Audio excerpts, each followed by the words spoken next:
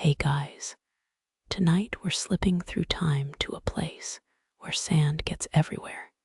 Yes, even places you didn't know could hold grains.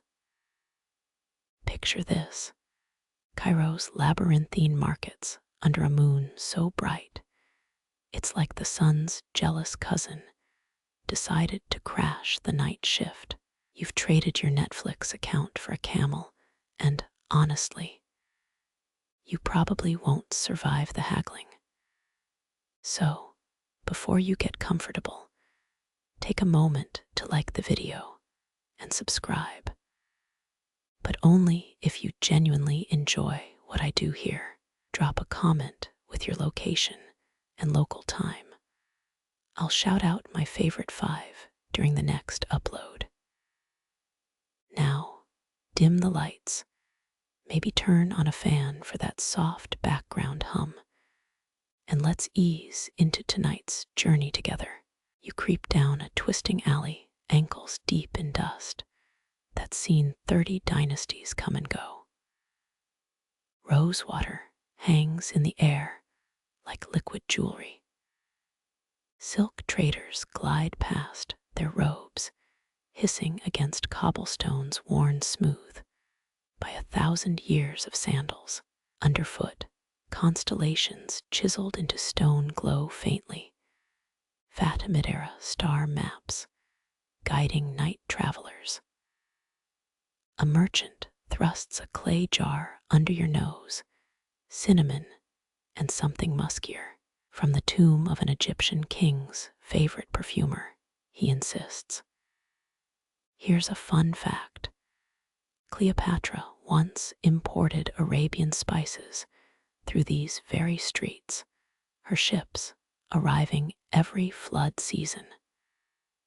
But that musk could be civet oil, or if the price was right, maybe crocodile dung. Ancient Egyptians used it too well. Let's call it stabilize fragrances. You sidestep a donkey cart piled with indigo cloth, the driver's curses melting into the clang of coppersmiths. Around the corner, astronomers huddle over a brass astrolabe, its dials tarnished green from generations of salty desert fingers. One mutters about Alhazen's lost treatise on light refraction, the original manuscript supposedly buried beneath this market. Historians still argue whether those glowing star paths were navigational tools or just really fancy street decor. Wind whips through a gap in the stalls. It carries the screech of a distant leopard. Wait, leopards. Oh right, Egyptian royalty kept them as pets until the 7th century. Your fingers brush a wall carved with ibexes and crescent moons. Voices rise from a sunken courtyard, philosophers debating whether time flows like the Nile or spirals like a vulture riding thermal drafts. A boy shoves dates into your palm, sticky sweet and warm from his pocket. You chew as torchlight dances across a mural of Alexander, the Great's wedding feast, complete with peacock-shaped wine dispensers. Someone's sandal slaps against stone, the sound echoing like a heartbeat. Your pulse slows to match it. Dust motes swirl in the moonlight. Stars press down closer here than anywhere else on Earth. You inhale rosewater and history and the faintest hint of Nile mud. Somewhere, a flute trills 3 notes that UNESCO would probably list as intangible cultural heritage. Your eyelids grow heavy as the market's chaos softens into a distant hum, like waves breaking on a shore you've almost forgotten. You breathe in jasmine, thick and sweet as spun sugar, before the scent pulls you toward Cordoba's center. Moonlight lacquers cobblestones like spilled mercury. Your sandals whisper over streets laid by Roman hands 1,000 years prior. Ah, the caliphate's crown jewel, where scholars once stockpiled knowledge like misers hoarding gold. Picture this: library shelves groan under 400,000 manuscripts. 400,000 makes your last Kindle download look downright anemic, doesn't it? Water chuckles somewhere ahead. You follow it past orange trees, heavy with fruit. Philosophers huddle under horseshoe arches, their woolen cloaks blending with shadow. One gestures with a pomegranate, seeds glisten like garnets in his palm. But if God is infinite, he rumbles, how does free will carve its groove? Good question. You lean against a sun-warmed pillar, debates dart like fireflies between them.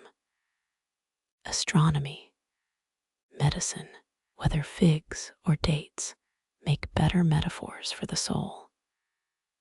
A youth in indigo robes snaps. Avempace's theory of motion contradicts. Silence, pigeon. Your mother's logic birthed a better argument. Laughter ripples, grudging, affectionate. You catch fragments of Galen and Plato, mashed up with Quranic verse, like some 9th century remix. Stone fountains muffle their voices, water sluicing through Connaught channels older than the Alhambra. Breathe deep charcoal from distant foundries, melted beeswax, and the unmistakable tang of coffee. Wait, coffee. In 10th century Spain, here's the kicker. Sufi monks supposedly smuggled beans from Ethiopia to stay awake during all-night prayer debates. Historians still argue whether those early brews tasted closer to tar or triumph. You spot a server slipping silver cups to debaters. Metal keeps drinks cold, apparently. The Academy of Secret Sciences used melted snow from the Sierra Nevada for their icy lemonade. Imagine medieval Slurpees. A tapped cane halts the chatter. Bent-backed Ibn Rushd rises, cartographer of reason, Aristotle's loudest cheerleader in the West. His critique of Ghazali's incoherence of the philosophers nearly got him exiled. Twice. Truth, he wheezes, is a mirage that flees only from those who stop thirsting. Midnight crickets seize the pause. Someone's ink-stained fingers drum a rhythm on Quran pages. Across the plaza, a lone woman grinds herbs with a mortar sage for clarity, mint for memory. Her mortar's clack becomes the debate's metronome. You notice patterns in the noise, the way laughter crests when stars shift position. H, O, W, Chinese letter, S cluster, in groups of 3. A student scribbles notes using crushed lapis lazuli ink, each period a tiny sapphire. But consider the Mutazilites. Someone begins. Consider a fist to your teeth, more laughter. Someone passes roasted almonds coated in is that sugar. Not honey, revolutionary. By the 3rd hour, even the owls seem tipsy on ideas. Your eyelids droop. Philosophy makes a decent lullaby if you ignore the occasional punch threat, the last thing you hear before drifting. If dreamers can walk through walls, why not empires? Water murmurs assent. Jasmine folds its perfume into your next breath. Somewhere beyond the pillars, a nightingale tests a new riff, half lullaby, half provocation. Moonlight becomes paper lantern glow. Your next breath tastes of wet moss and turned earth. Stone grinds beneath straw sandals, sorry. They're called as cherry blossoms catch in your sleeves like pink snowflakes. Welcome to Muramati-era Kyoto, where samurai trimmed bonsai between battles. Here's a fun fact. Warriors practiced kersansui gardening to steady their hands before archery duels. Dry gravel raked into wave patterns, each swirl a battle tactic made tranquil. You pause at a bridge arching over black water. Koi glide beneath scales shimmering like molten gold. One surfaces with a blue pit's mouth, round as a Zen Enso circle. Hungry, whispers a voice. A gardener materializes, skin weathered as old cedar, offering rice crackers. His shears hang from a belt, holding 7 cricket cages. Quirky tidbit, some samurai kept singing insects as meditation aids. Their chirps measured time better than hourglasses, or so claims a moldering scroll in Nara's archives. The flute resumes, a mournful shakuhachi melody. Follow it past moss-cushioned rocks, each stone placed to mirror constellations, or maybe just to trip drunk daimyos. Historians still argue whether these gardens were military mind maps or sacred cosmologies. You spot a teacup wedged between maple roots, green glaze cracked like ancient river deltas. Drink the dregs, bitter matcha and melon. A shadow shifts. A stone Buddha missing its nose. Lichen creeps over folded hands, nature's reclamation project. You kneel beside a Tsukubai basin, carved motto fogged by centuries. I learn only to be content. It murmurs when you touch the water. Ripples erase the words.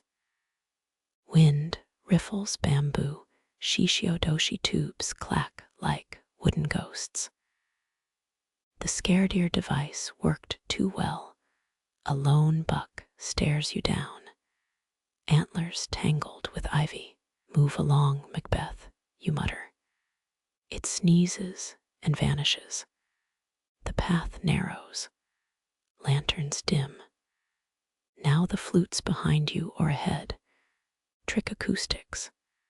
Samurai architects loved this gag, walls angled to disorient ninja spies. You brush a spiderweb strands cling like unresolved haiku. 12 syllables. Damn. Suddenly, open space. A circular plot raked into precise spirals. No, wait, a spiral inside a triangle, inside a square. Geometries nesting dolls. Crouch low, the gravel's still warm from sunless hours. Your fingertips hover close enough to feel the pattern's pulse. Balance. Impermanence. The fork in your junk drawer. A branch snaps. The gardener's back, offering a persimmon now. Juice bursts, sweet sharp tastes like autumn in Ipshan tombs. Wait, no Kyoto. Focus. He points to a gnarled pine. Planted the day Oda Nobunaga was born. 3 crows nest in its split trunk, descendants of birds that witnessed his seppuku. The flute sighs into silence. Frogs croak near a submerged Toro lantern. Water striders skate around its mossy base. You count 17 ripples, 18 19 breath slows. Blossoms heap around your feet, pink drifts burying the path back. The gardener whispers, napping here costs extra. But you're already leaning against the Buddha.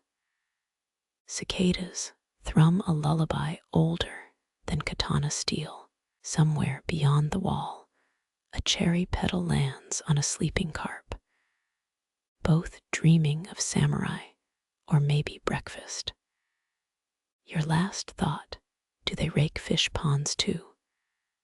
Before the answer floats away, cold salt air slaps you awake. Kyoto's cherry blossoms replaced by the creak of oak planks. Fjord walls rise like stone giants, their reflections shattered by oars carving through ink-black water. A voice growls, stop gaping at the aurora and row.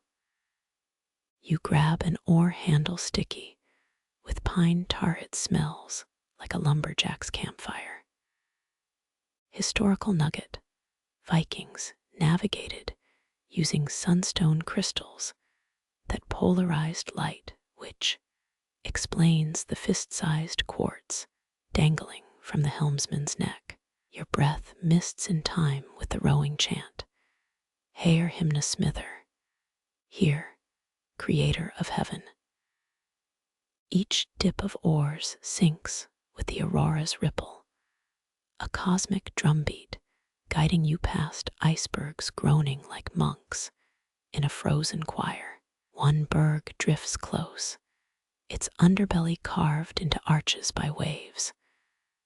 Touch it, fingertips numb instantly. Don't lick that, warns a red-bearded rower. Too late, your tongue sticks, tastes like Odin's freezer burn. The longships glide into a cove where bonfires spit sparks at the stars. Ashore, warriors play H-Nephitafel, a board game involving more mead spills than strategy. Quirky tidbit: burial sites reveal some Norsemen brought walnuts to Valhalla, a bold choice for people with dental hygiene, best described as rustic.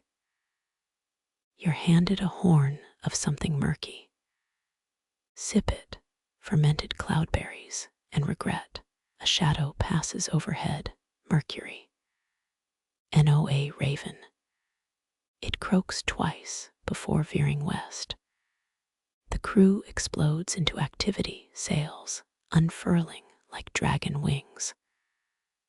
Oaths to Thor ring out as the wind grabs the woolen canvas. Historians still argue whether Vikings reached Newfoundland by luck or lunar calculations. You're too busy clinging to the mast as waves slam the prow. Each crash sends a thrall below deck, vomiting rhythmically. Midnight sun bleeds into peachy dawn. The helmsman barks at you to man the sounding line. Drop the lead weight, 90 fathoms, still no bottom. Scraling territory, mutters a navigator, sharpening his seeks. He points to a never-before-seen coastline where smoke curls above pine forests. Your nose wrinkles birch tar and burning seaweed. Someone's home. A jolt, the hull grinds onto pebbles. Warriors leap into shallows, shields glinting. One slips on kelp, his helmet tumbles into the surf. That's my good one, he yowls. You wade ashore, boots crunching on mollusk shells. The Redbeard kicks a half-buried stone rune's glint under algae. Leif Erikson was here, he reads, then adds, probably. The crew fans out, trading amber beads for furs with locals who eye their axes sideways. You pocket a maple seed, future firewood, or future problem. The debate fades as the sky ignites again, auroras now shimmering green and purple. Someone starts a saga about a one-legged troll who invented nicknames. You drift toward a thermal spring, steam melting, frost into rivulets. Strip to your undertunic, sink into the pool. Water hisses against skin heat, loosening salt-crusted muscles. A raven perches nearby, drops a walnut into the steam. You crack it open, sweet meat inside. Eat it anyway.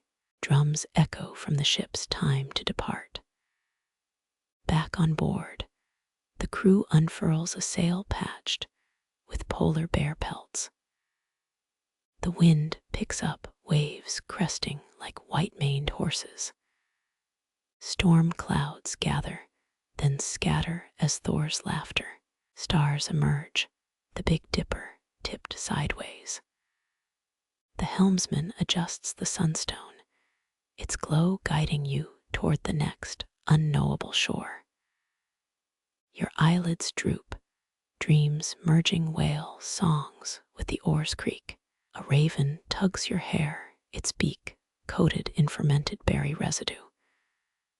You swipe at it miss and belly laugh into the salt spray. Somewhere ahead, another coastline. Another maybe. Sand replaces salt in your lungs.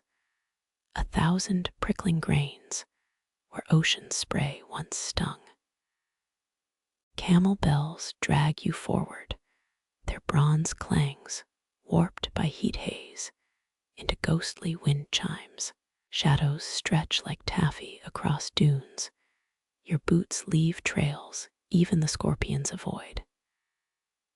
Historical nugget Silk Road merchants once traded soapstone Eye of Horus amulets as far north as Iceland, protection against frostbite or bad luck. Take your pick. You hitch a ride on a swaying Bactrian. Its humps smell like stale hay and existential dread. A silk trader offers dried locusts from a jade box. Crunch cautiously tastes like burnt almonds with legs, better than hunger. He shrugs at 12 missing teeth, vouching for his expertise. Quirky tidbit caravans employed dung scouts to collect camel droppings, fuel for fires, and desperate midnight snacks. The sun bleeds orange into indigo. Merchants unfold carpets weighted with lapis lazuli and cinnamon sticks. One argues over saffron prices, his henna'd beard quivering like an angry hedgehog. 72 dinars per ounce. He barks, then winks at you like this isn't his first haggling rodeo. Historians still argue whether the Silk Road spread religions or just really good recipes. Dust devils twist past, miniature sand, tornadoes stealing headscarves and dignity. You tie your scarf double knot tight. Stars emerge, the Big Dipper's handle points towards someplace wetter. A spice monger lights a lantern, its flame reflected in jars of turmeric and tamarind. Need malachite, whispers a teenager with coal-rimmed eyes. You decline. He shrugs, slides back into shadows like a lizard. Midnight brings cold that cracks lips. Huddle near a camel's flank, its body heat a grumbling furnace.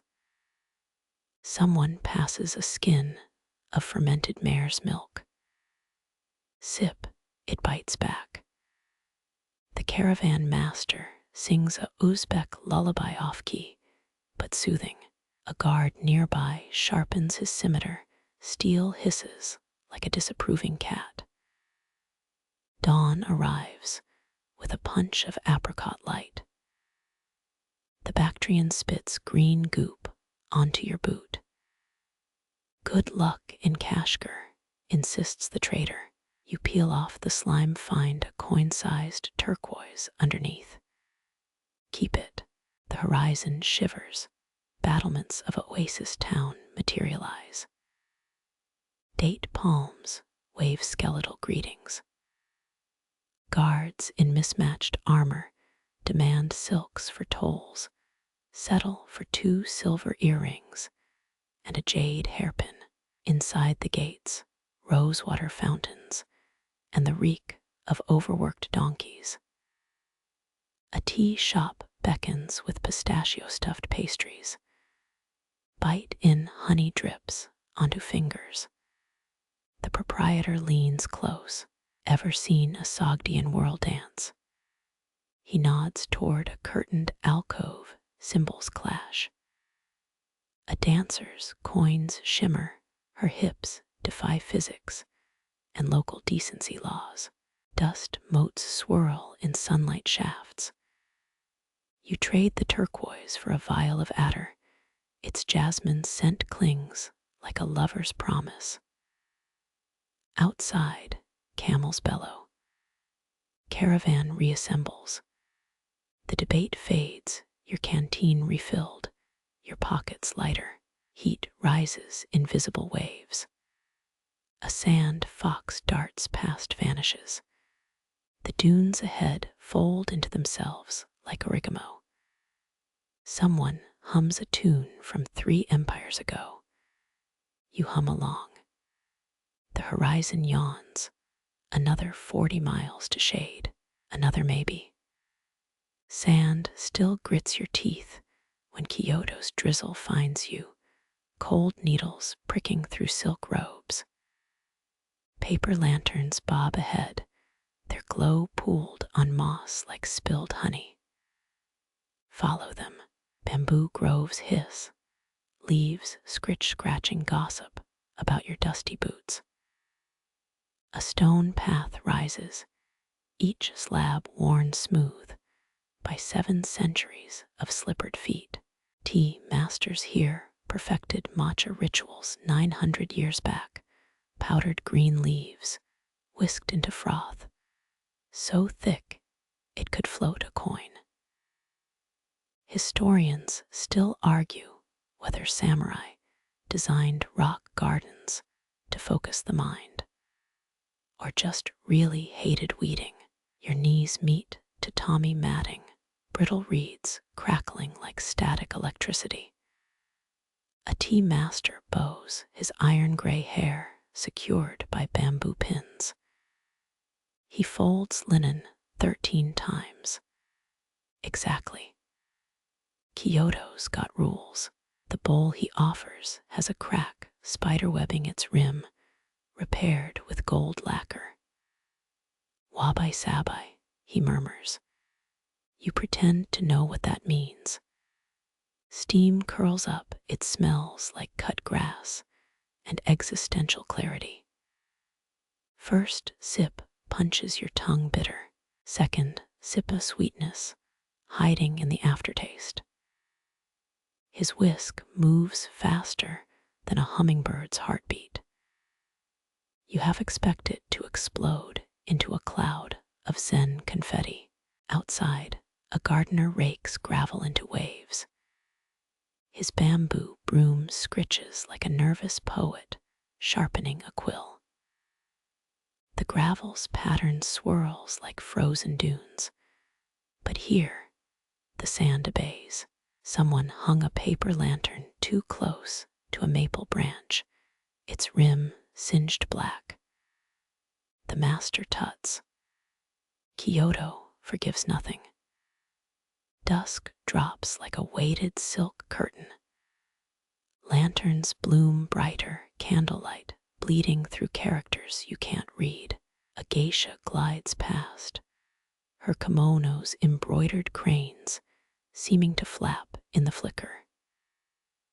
She's got the posture of an introduced by Ice Samurai and the laugh of a jazz singer. Watch her vanish around a corner, left behind the scent of plum blossom rouge. Rain resumes, this time softer. A shopkeeper lays out indigo-dyed fans. Monsoon special, he grins. You buy one that's slightly warped. Perfection's overrated. Nearby, a street vendor sells octopus skewers, tentacles charred crisp. Bite in. Chewy. Tastes like the Pacific Ocean had a campfire accident. Down an alley, apprentices stack wooden prayer plaques, each scrawled with wishes. One reads, "Let my bonsai outlive me." Another, "Make Uncle Toshiro finally shut up about taxes." The quirks of immortality. You pass a temple where monks chant, syllables pooling in your collarbone. Their voices sync with the drip-drip of roof tiles. A novice fumbles his incense tray. The head priest side-eyes him, then returns to bowing at a statue of Cannon. Mercy, maybe. Or just damage control. Midnight nears. The tea master reappears, now holding a scroll. Unfurls it with a flick. It's a charcoal sketch of your face drawn sometime between your third and fourth cup. "The steam told me your name," he says. Pay him with the warped fan. He nods, impressed or confused, hard to tell. One old scroll claims certain tea bowls grew warmer if you lied while holding them, medieval truth serum with a side of chamomile. Watch him dunk your used bowl in a cedar bucket. No steam. Guess you passed. Wind snakes through the bamboo again. Lanterns sway like drunk fireflies. You pocket a fallen maple leaf its veins, mapping Kyoto's alleyways. The drizzle fades. Somewhere, a shamisen plucks a tune about cherry blossoms and missed connections. Edo period lore says foxes disguised as nuns haunt these lanes, offering bad advice and excellent dumplings. Keep an eye on that pastry cart. The vendor's grin shows pointed canines. Coincidence? Probably. Dawn approaches. The first monks begin sweeping night's debris. The rock garden's gravel lies pristine, again all yesterday's chaos erased. Your boots find the path downhill. A single paper lantern gutters out. Its ashes spiral upward, dissolving into whatever comes after Kyoto. Kyoto's last maple leaf dissolves like sugar in tea. Salt air stings your lips instead. Venice. The canals shimmer like liquid mercury under a bruised sky. Your gondola creaks, each sway echoing the pendulum of San Marco's clock tower. Murano's furnaces glow ahead, their orange tongues licking at twilight. 14 generations of glassblowers have whispered secrets into molten crystal here since the Doges banished them to this island in 1291. Desertion meant execution. Can't risk competitors stealing that recipe, soda lime silica, and a pinch of something unspeakable. Rumor says Renaissance alchemists stirred ground mummy bones into the mix, turning goblets blood red. Your gondolier hums a tune older than the bell towers. His oar drips indigo, each ripple dissolving into reflections of lion-faced palace gates. Step onto a quay slick with seaweed and centuries. Furnace heat slaps your cheeks, hotter than Cairo at noon. Inside the workshop, a maestro rolls molten glass on marble. It coils like a hypnotized serpent. Assistants puff cheeks, blowing bulbs into existence shaped as swans, serpents, saints. One apprentice's creation wobbles, looks more like a lovesick squid. The maestro sighs. Venice tolerates only one kind of meltdown. For the French king's wedding, he barks, twirling a rod crowned with glowing honey. A chandelier with 700 pieces, each petal thinner than a nun's prayer. Historians still bicker whether Medici princes bankrupted themselves buying Murano mirrors, or just hated seeing their wrinkles. You lean closer, heat curling your eyelashes. The glass smells like beach bonfires and ambition. Someone hands you a tourist special blob, supposedly a swan. Your breath flubs it into a puddle. The apprentices smirk. Glassmaking's harder than sword fighting. Payback.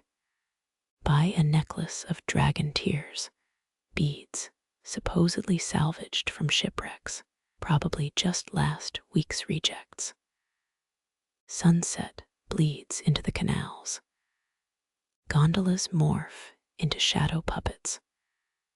The maestro opens a vault, revealing a goblet so delicate it's kept underwater to avoid shattering from pure ego.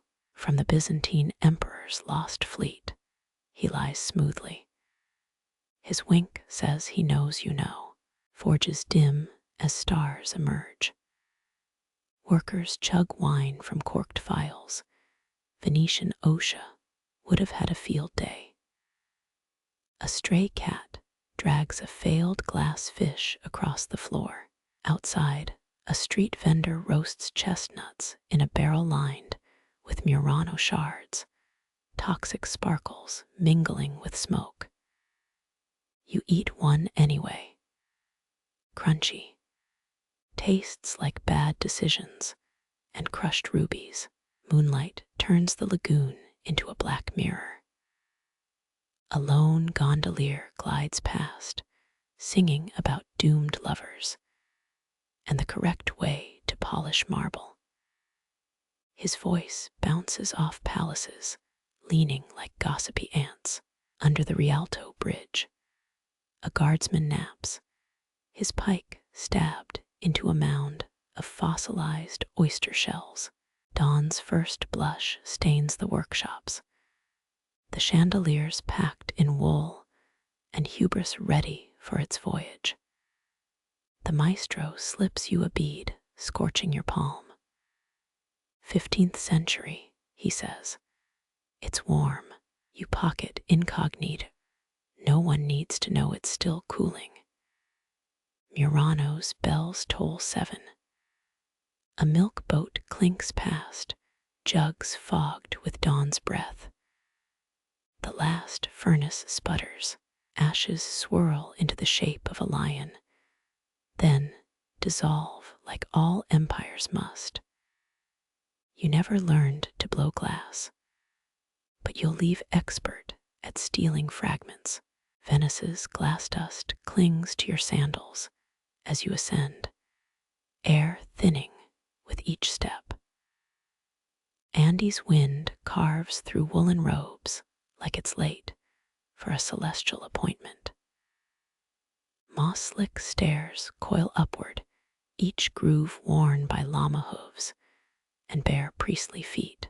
A pack animal snorts behind you, its breath frosting into tiny cloud chapels. They say the Inca paved these trails with stones that hum when stepped on, allegedly to guide pilgrims during fog. Your boothiel taps granite. Silence, tourist trap, or sacred tech. Historians still argue whether Machu Picchu was a king's retreat or a breadcrumb trail for star gods. The llamas seem unimpressed, either way chewing grass, with the focus of philosophers dissecting falafel. Sun-starved lungs burn. A Quechua porter offers coca leaves and ash. Chew softens the climb. The ash isn't garnish, it unlocks the leaf's bitter magic. Your tongue numbs. Air tastes like freezer-burned mint. Condors carve black crescents into the sky, their shadows stitching the mountainside. At the summit, priests kneel before stone, altars grooved like circuit boards. They pour chicha, corn beer, into troughs that funnel liquid stars toward terraced fields below. One priest knots quipu chords, recording equinox dates in a language of wool and math. Mainstream textbooks skip this. The Inca tax system ran on yarn. A trickle of tourists pant past, hydration packs sloshing. You spot a carved niche holding desiccated maize and a vibrating phone. Offerings evolve. The priest chuckles, pockets the phone. Twilight smudges the horizon. Men haul star maps chiseled into obsidian discs. Inti watches, mutters an elder, nodding at the dying sun. His apprentice adjusts a rock mirror, Bronze Age GPS, redirecting last light to a temple's door. They debate lunar eclipses like sportscasters calling a copa match.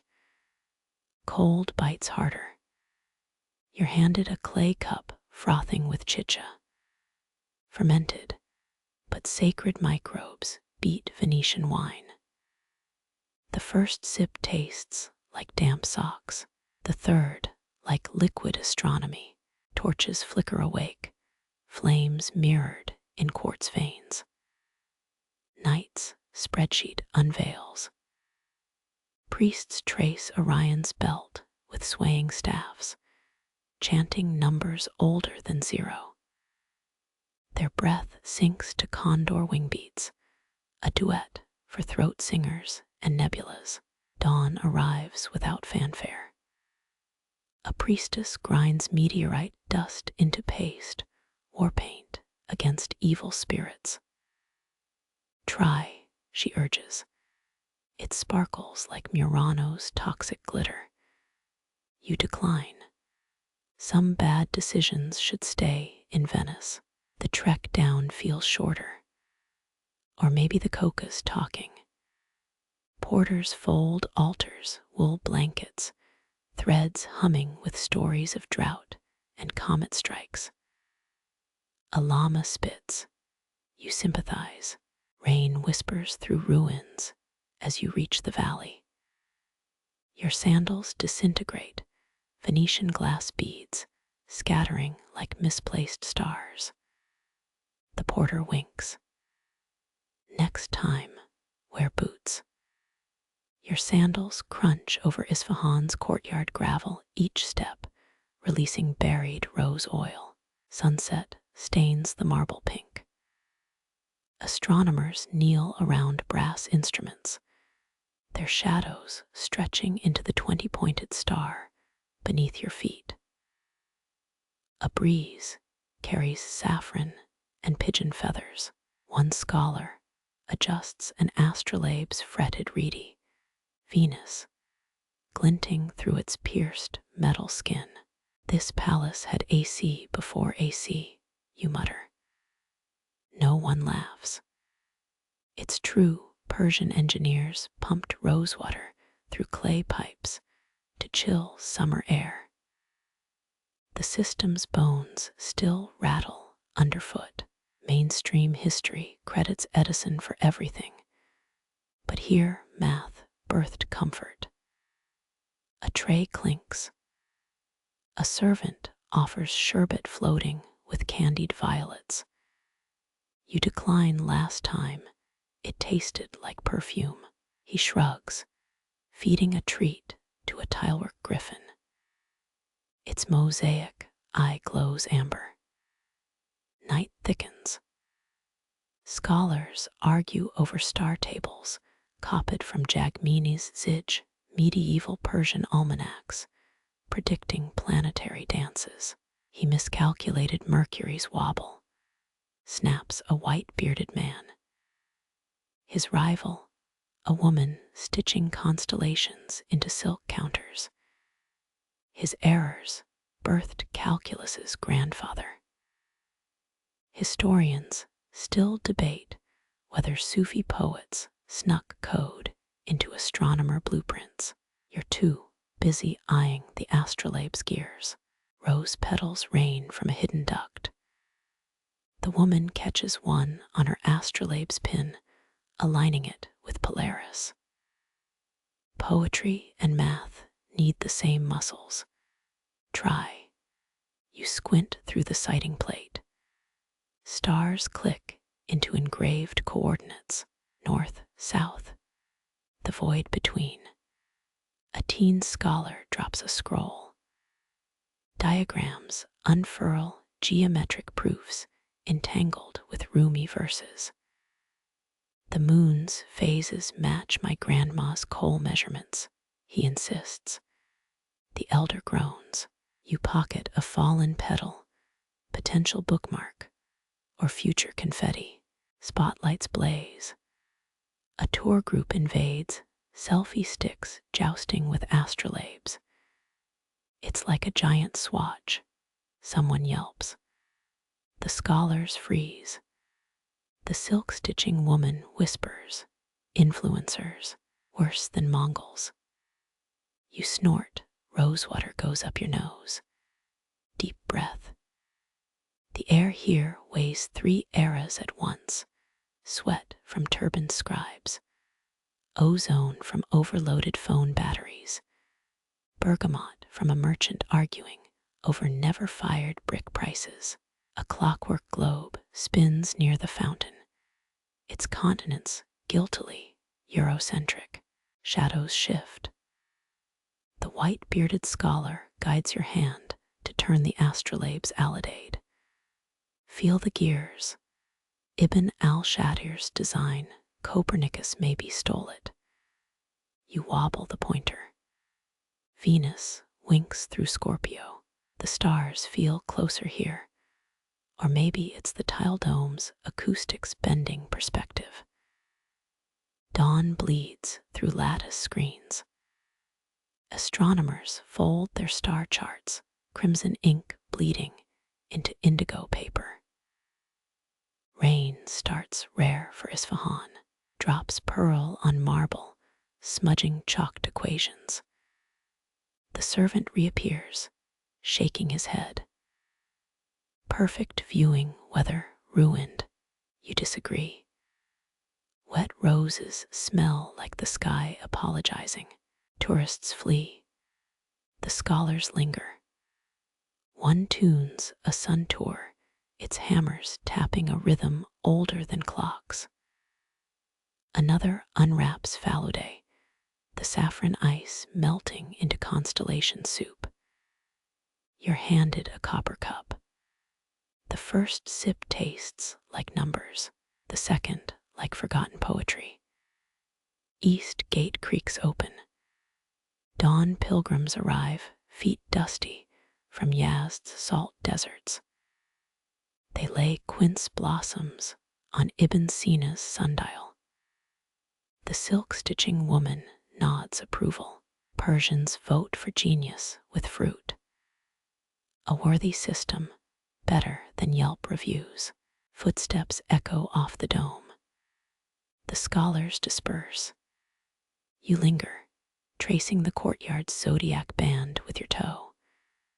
Some tiles still ache from Mongol boots. Others are new, glazed with hashtags. The rosewater pipes gargle beneath you. Sunrise gilds the astrolabes. Venus fades. A final petal spirals into your cup. The servant sighs. You missed the debate on parallel universes. You shrug. Time's a flat circle here, or maybe a slightly warped astrolabe. Ask again after coffee. The peat fire pops, sending sparks dancing over carved oak beams. Smoke curls into shapes that might be wolves or just bad ventilation. You huddle closer, nursing a mead cup that smells of heather and poor life choices. A bard plucks bronze harp strings, each note vibrating in your molars. His beard so braided it could double as rope in a siege. This hall stood before Rome's first brick, he murmurs. True experts date Celtic roundhouses to 500 BCE. Mainstream museums display their torques and chariot parts. None capture the reek of wet wolfhound near a fire. A serving girl drops a platter of something. It glistens. You poke it. Eel pie, she says, guaranteed to make you brave or vomit. The bard snorts, his harp hiccuping mid-melody. Brave it is. The first bite tastes like the sea's revenge. He launches into the tale of Cú Chulainn, Ireland's hound of Ulster. Emphasizes the hero's warp spasm, battle frenzy. Historians still argue whether that's metaphor or ancient MMA. You're distracted by a tapestry, a wolf howling at a moon shaped like a duck. Quirky choice. The harp shifts tune. The bard's eyes glaze, ritual or cataracts. He chants in Old Irish, voice rasping like a whetstone. A druid once told me this pitch opens doors to the otherworld. You hope it's not the bathroom. Wind howls through thatch. The fire dims. Someone whispers, "The Morrigan walks tonight." Translation. Karen took the last muffin. Kidding. Actual translation. Celtic goddess of fate and crows. Less scary when you've had 3 meads. A hound noses your knee, saliva stringing from jowls. You scratch its ear. The bard pauses.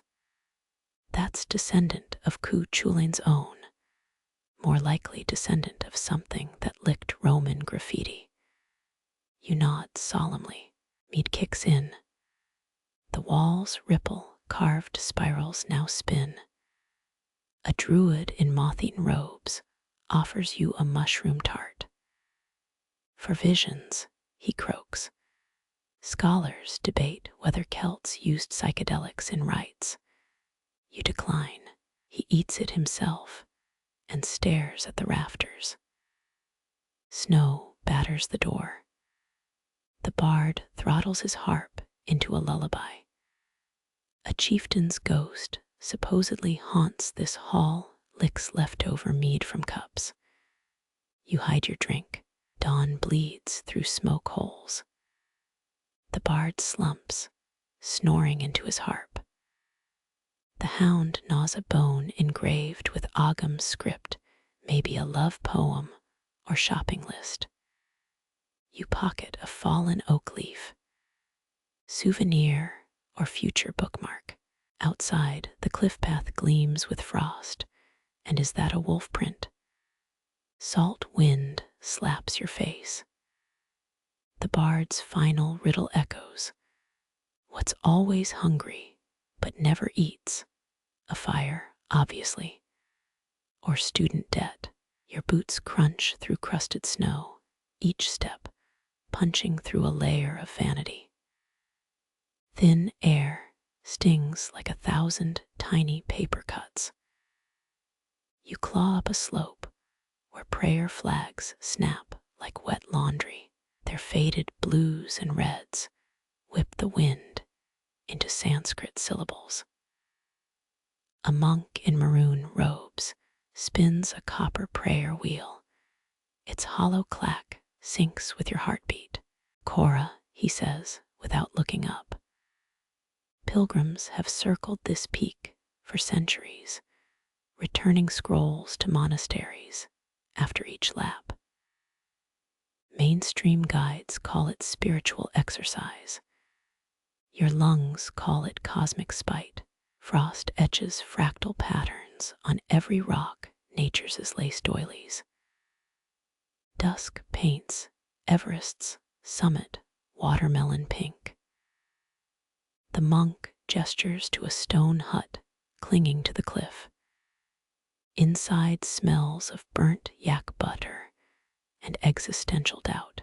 He serves salty butter tea in a chipped bowl. Yeti stole my good cups, he deadpans. Nepal's Yeti Museum displays alleged scalps, proven to be goat pelts in 8. You don't mention it. Wind howls through a crack in the wall. His butter lamp gutters. Some say frozen bodies on Everest make better trail markers than GPS. You suddenly regret that third Sherpa stew. He unrolls a crumbling manuscript, Tibetan script squirming like black centipedes. Found this in a glacier, he whispers. Historians still argue whether 14th century monks stored poetry or grocery lists in ice. You lean closer. The parchment disintegrates into confetti. He shrugs. Impermanence. Moonlight floods the hut. The monk reveals a femur carved with lotus flowers. Pilgrims left these as how you say, Yelp reviews for the afterlife. Your toes have gone numb. He tosses you a musty yak hair blanket. It smells like a wrestling mat. Dawn cracks the sky. Frost feathers your eyelashes. The monks disappeared, replaced by a steaming pot of tsampa porridge. Outside, a copper wheel spins untouched. Prayer flags lie still for once. You pocket a pebble striated with frozen quartz.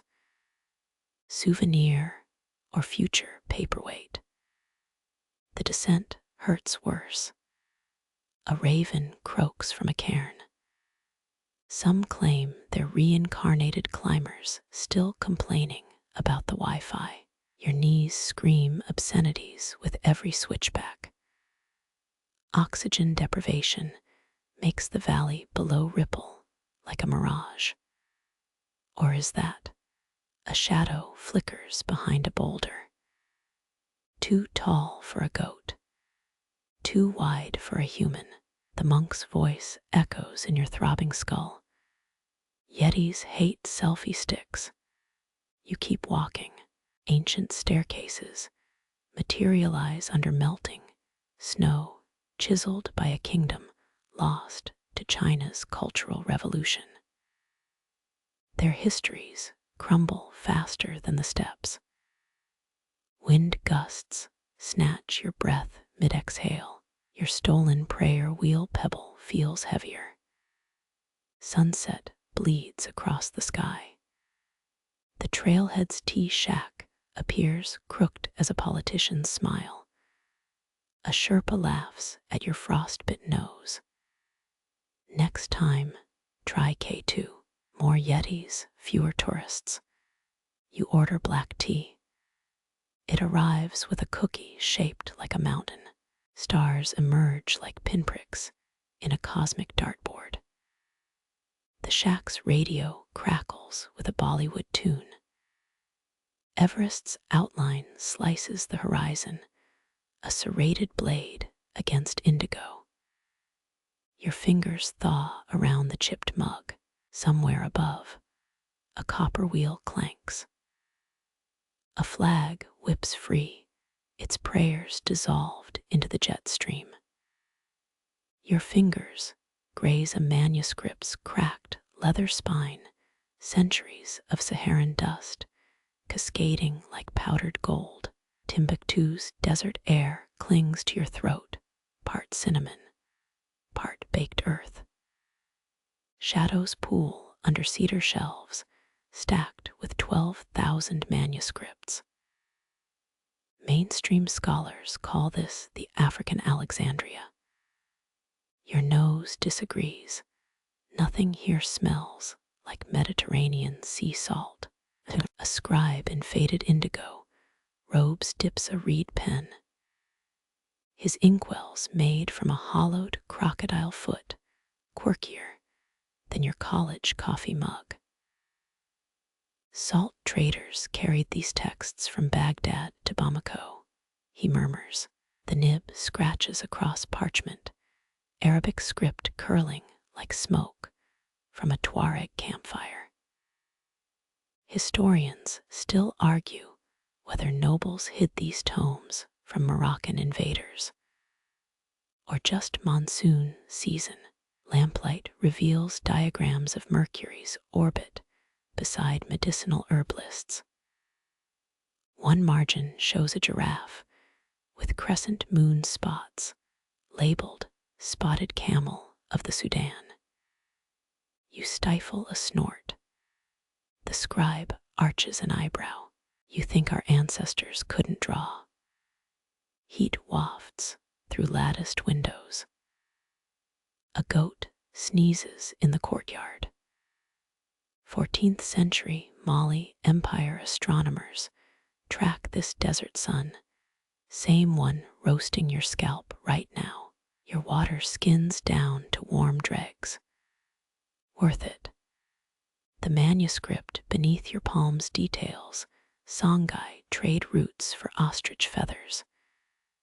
Capitalism finds a way. Dust motes swirl in a sunbeam. That's not just dirt, flecks of pulverized mud brick walls from lost gen. The scribe peels apart pages stuck with fossilized fig sap. Family recipe, he deadpans, stops termites better than Western museum glue. Modern archivists nod. This alkaline glues outlasted European vellum by 700 years. Wind hisses through cracks. Sand has infiltrated everything, your collar, the ink. A 1593 love poem from a Timbuktu scholar to his second favorite wife. Controversial in its day, the scribe whispers. He compared her smile to, how you say, a camel with good teeth. Shadows lengthen. You spot numerals in a margin 372. Not quantities of gold. Stars plotted by a woman astronomer erased from imperial records. Her name flakes off the page gone before your finger touches it. The scribe rubs a crystal over brittle paper, static lifting, dust without contact. Grandmother's trick. NASA uses similar tech on Mars rover sensors. You don't ruin the moment. A gecko skitters across Euclid's geometry proofs, translated into Fulani dialects. Outside, children's laughter mingles with the clop of donkey carts.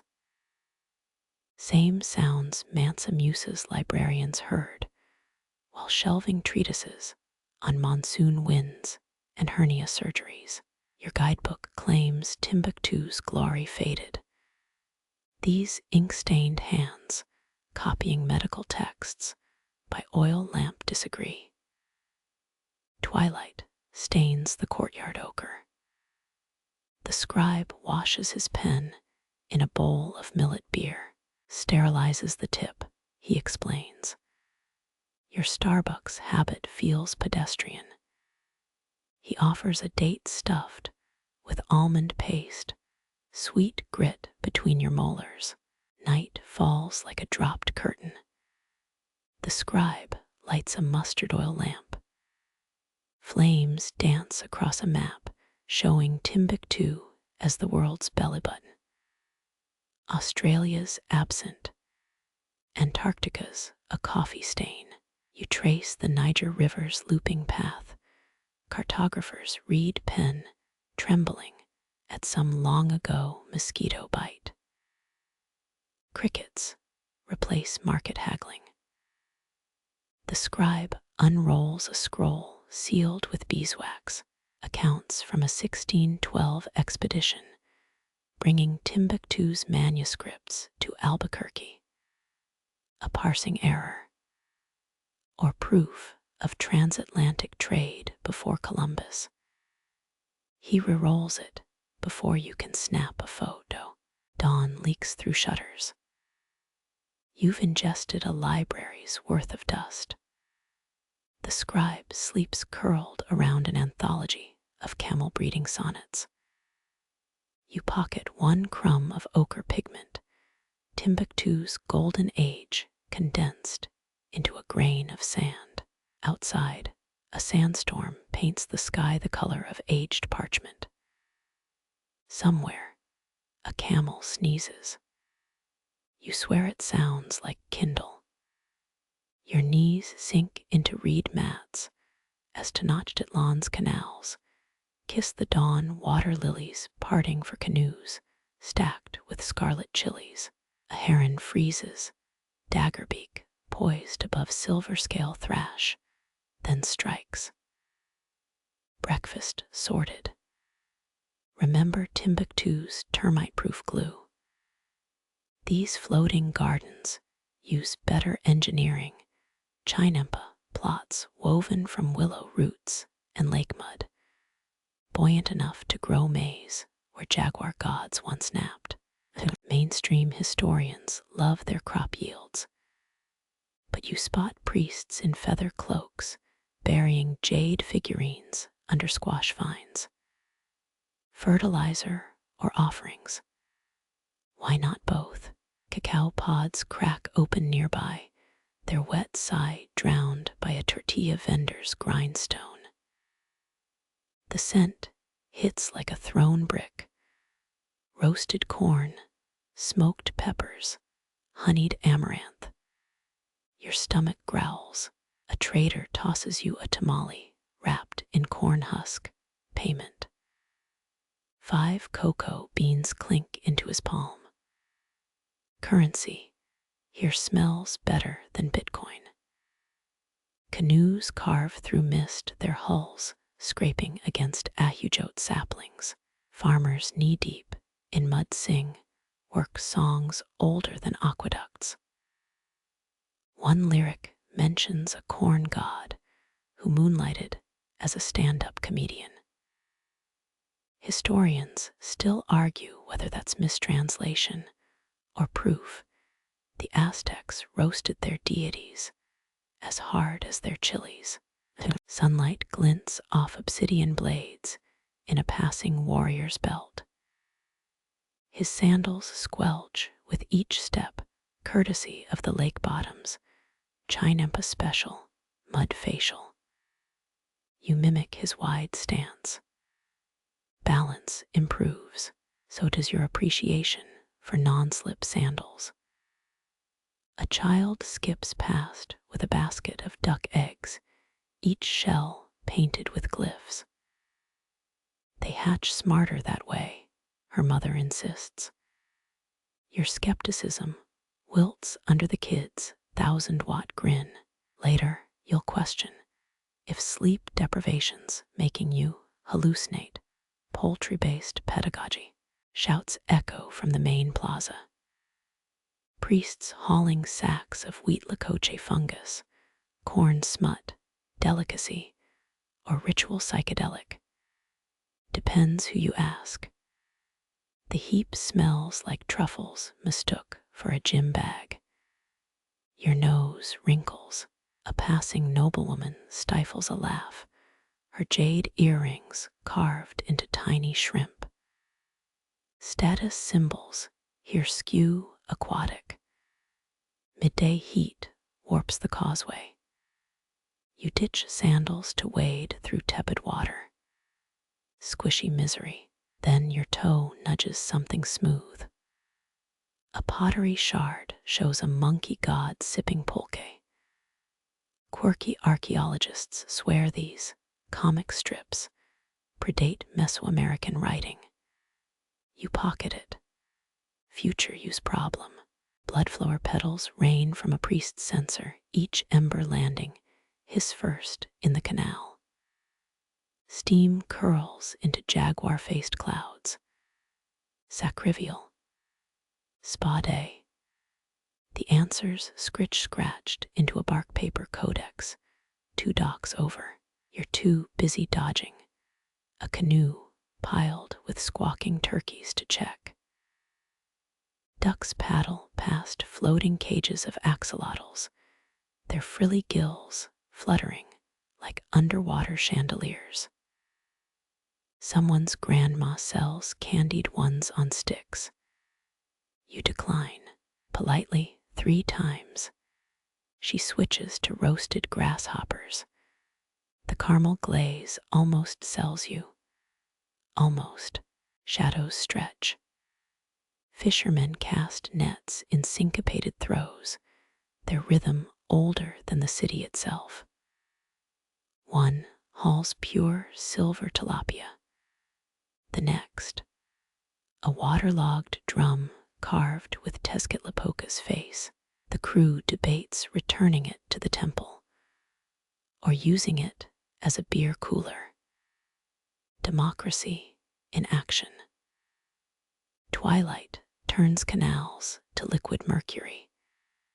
You hitch a ride on a flower barge, its petals destined for some warrior's bathwater.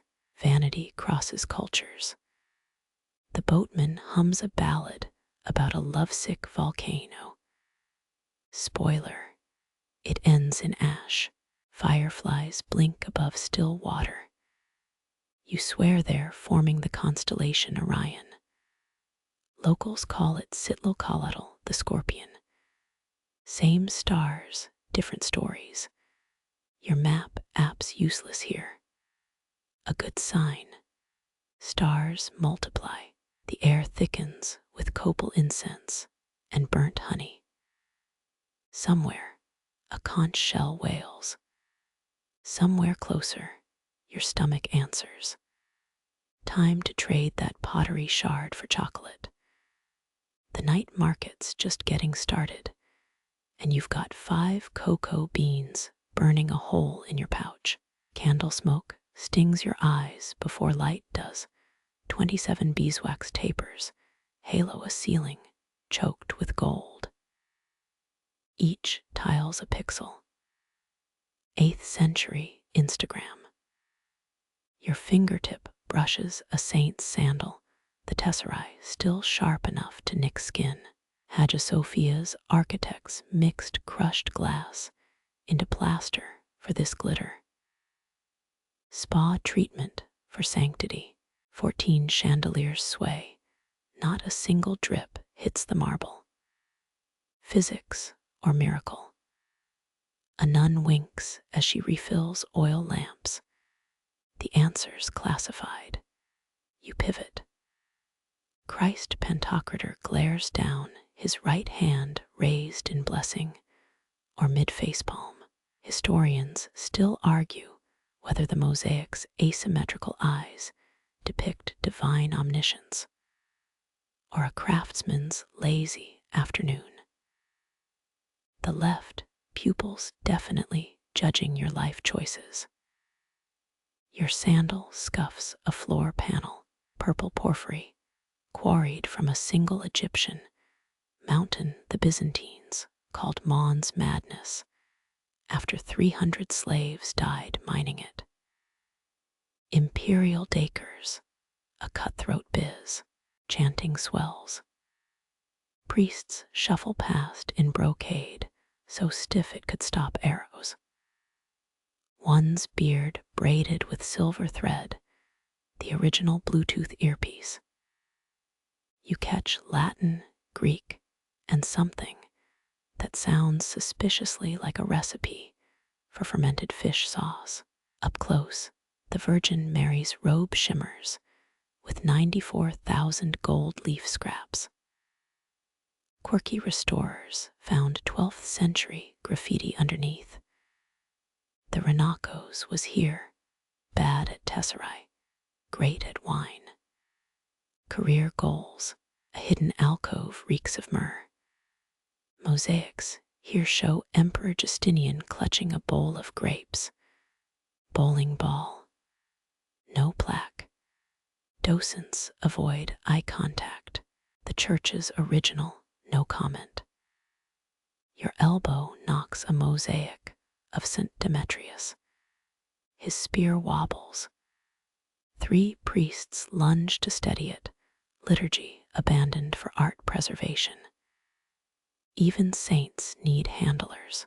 Candle wax puddles around your feet. You sidestep. Too late your left soles, now a certified Byzantine artifact. Archaeologists in 3024 will call it the pilgrim's gumshoe. Dusk leaks through circular windows.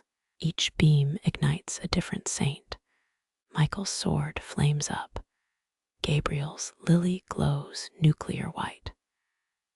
A choir boy sneezes. 60 halos dim on reflex. Beneath the altar, a smuggled relic gleams. Constantine's alleged pinky bone. The label insists it wept during the 1453 siege. Science says humidity. Faith says otherwise. You keep opinions to yourself. Shadows congeal in corners. A custodian rakes ashes from incense burners, his motions syncopated with the Lord's Prayer. 37 syllables, 19 scoops. Sacred math. Your last candle gutters. Gold tiles fade to ghost gray. The church exhales, centuries of whispers settling into your hair, your sleeves. The stolen mosaic shard burning a hole in your pocket. Heat shimmers above sun-cracked earth. Your stolen mosaic shard hums against your thigh like a disgruntled cicada. The African savanna unfolds in honey-thick air. Termite mounds rise like rusty cathedrals, their spires swarmed by metallic green beetles. You blink. Byzantium's gold leaf dissolves into baobab bark wide enough to hide 3 elephants, if the guides aren't exaggerating. A century-old root snags your foot. Baobabs grow upside down, or so herbalists claim. Their branches look like roots clawing at the sky, nature's inside joke. 17 elders circle the trunk, calabashes in hand. Their faces mirror the bark's texture, each wrinkle a drought survived. Drink, says the eldest, thrusting a gourd toward you. Fermented milk, sweetened with honey, coats your tongue. A probiotic smoothie predating Instagram detox trends by, 800 years. The council's robes rustle indigo dyes from Sahelian trade routes, woven tighter than a pharaoh's linen. One elder's beard houses a family of red finches. Avian airbimp, lion roar shakes the air. The elders don't flinch. Simba votes, chuckles a woman threading ivory beads. Her laughter fades into the creak of baobab pods swinging overhead. They call them monkey bread. Though you've yet to spot a baker, your palm presses the trunk, grooves carved by forgotten hands. Zigzags, spirals, a stick-figure giraffe. Historians still argue whether these are tribal records or ancient graffiti. The elder taps the giraffe's neck. Great-great-great-grandfather's hunt, or doodle, depends on who bribes the anthropologists. Dust devils spiral past your eyes sting. Someone hands you a clay cup. Sip slow. It's not water. Acacia thorns boiled with tamarind, murmurs the beadweaver. Cures hubris. The aftertaste suggests she's not wrong. Sunset stains the baobab's white flowers blood orange. Bats erupt from a hollow, wingbeats sync with distant drums. An elder points north. Lions feast tonight. Listen, hyenas laugh at their table manners. The mosaic shard burns hotter, relic GPS. A toddler in beaded anklets dumps termites into a clay pot, protein snacks for the elders. Crunch, crunch. You decline seconds. Stars prick the sky. An elder traces Orion with a staff. That belt lit my great uncle's path to Timbuktu. Stole it from a griot's song, some say. The Milky Way spills like spilled milk, no one bothered to clean. Fireflies blink around the baobab, living fairy lights. The beadweaver whispers a creation myth involving a disgruntled hippo and a broken clay pot. The elders debate her version. Your sister tells it better. Your wife tells it drunk. Lion roar again closer. The council falls silent. The eldest spits into the fire. Scouts. Embers rise, competing with Venus. Your sandal nudges a half-buried carving, swirls that match your mosaic shard's pattern. Coincidence. The shard's vibration shifts. Maybe not. Wind carries the scent of rain. First storm in 9 dry moons. The elders tip calabashes skyward. Baobab's roots drink lightning, explains the youngest, pouring more fermented milk. His necklace clinks, Roman coins hammered independence.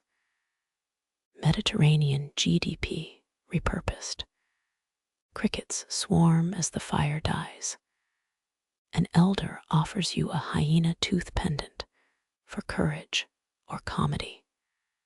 You pocket it. The mosaic shard goes cold. Pre-dawn bleeds across the savannah.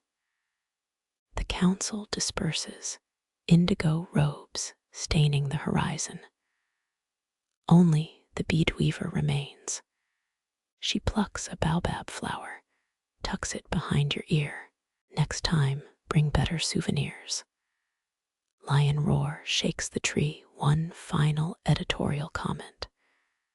The shard thrums, pulling you east. Toward what? Even the bats won't say. The mosaic shard's pull lands you in a courtyard, dusted with plum blossoms. Their scent tangled with steaming iron kettles. Chrysanthemum tea kisses your lips, bittersweet, like nostalgia brewed by a poet. Crumbling eaves frame rice paper scrolls, unfurling overhead. Cranes frozen mid-dance, under calligrapher's ink. One bird's wing bleeds into a mountain range. Aesthetic geography. You step onto warped floorboards. Each creak echoes through 5 dynasties. Tea masters glide between lacquered tables, sleeves whispering secrets. Their movements mirror palace ritual, right pinky, lifted exactly 3 fingers above the cup, perfected during Emperor Taizong's reign, or so the guides claim. A server slides you a clay bowl. Rainwater harvested from Huangshan's mist, boiled with petals plucked by virgins. You cough. Last part optional, she adds. 3 scholars argue over a steaming pot, their debate sharp as the tea's edge. Lu Yu's classic of tea says 7th brew is poison. Lu Yu also died clutching a teapot. Man clearly had priorities. The mosaic shard thrums. You pocket a stray petal. Proto-pressed flower art. Dusk stains the scroll's gold. A calligrapher dips his brush. Lake water swirls into a cursive river. His wrist flicks. Ink splatters your sleeve. Apologies, he murmurs. Dragons are temperamental tonight. Historians still argue whether Tang poets meant actual dragons or just really ambitious kites. The stain shifts shape scales. Wind, caffeine hallucination. A waiter materializes with duck-shaped dumplings. Mandarin filling. No ducks were harmed, you bite. Citrus bursts, preserved lime sharp as a concubine's tongue. The tea master across the room winks. His eyebrow says, "You're welcome." Silk curtains part. A troupe enters zither pipa and a flute carved from moon bamboo. Their melody spirals like steam. An off-key note. The flutist glares at his instrument. Damp reeds blame the Song dynasty. Everyone nods sagely. Time-traveling scapegoats, classic. Your shard vibrates toward a wall scroll. Cranes morph into battle scenes, arrows slicing clouds. Blood or spilled pomegranate juice. The calligrapher blocks your path. Emperor Xuanzong's era. Great for art, terrible for kneecaps. He rubs an old wound. Moonlight leaks through latticework. A chess game unfolds by the window, jade pieces clacking like mandarin ducks bickering. Scholars mate in 9 moves, boasts a man in moth-eaten robes. His opponent yawns. 9 moves. My grandmother died faster. A server offers a 1,000-year egg. You decline. The woman next to you crunches into hers. Aged 3 months in pine ash. Tastes like regret and umami. Her grin reveals dyed black teeth, tang haute couture. You suddenly crave dumpling, numo 2. Drums thunder in the street. Lanterns sway, drunken shadows bob like fishing buoys. Midnight poetry slam, explains the tea master. Last year's winner rhymed lotus with grotesque. Scandalous. The crowd gasps at a fresh verse. Her waist, a willow in spring. Half the room swoons. The other half rolls inkstones. Your shard tugs you upstairs, warped steps groan underfoot. A locked door. The tea master materializes holding a key shaped like a lotus. Forbidden blend black tea fermented in lychee wood. They banned it in 842, too euphoric. His smirk suggests he's the they. The first sip hits dark honey and rebellion. Your pulse echoes the zither's lowest string. Mosaic patterns swirl in the dregs. A servant girl whispers, Princess Yongtai's favorite, right before they beheaded her. Double gulp. Dawn bleeds through paper screens. The tea house empties, scrolls rolled, crumbs swept into discreet sleeves. The calligrapher offers you a brush. Write your name. You try. Characters sprawl like drunken centipedes. He pats your shoulder. Stick to sipping. Outside, cranes etch shadows on dust. The mosaics hum eastward still. You glance back. The tea master waves, holding your failed calligraphy. Next time practice, he shouts. A plum blossom drifts into your palm. Press it between regrets. Keep walking. The plum blossom dissolves into salt spray. Your sandals sink into damp wood. Waves slap the waka's hull like a restless heartbeat. Stars pierce the black. Matariki's 7 sisters glow brighter here. Navigators huddle aft. Their chants sink to currents only they feel. A navigator nods at your grip on the rail. First time eeling past Rayol Island. His grin flashes iridescent paua shell teeth. Fashion meets function. You taste kelp and the iron tang of chanted vowels. Stars reflected in his eyes form a map, constellations within constellations.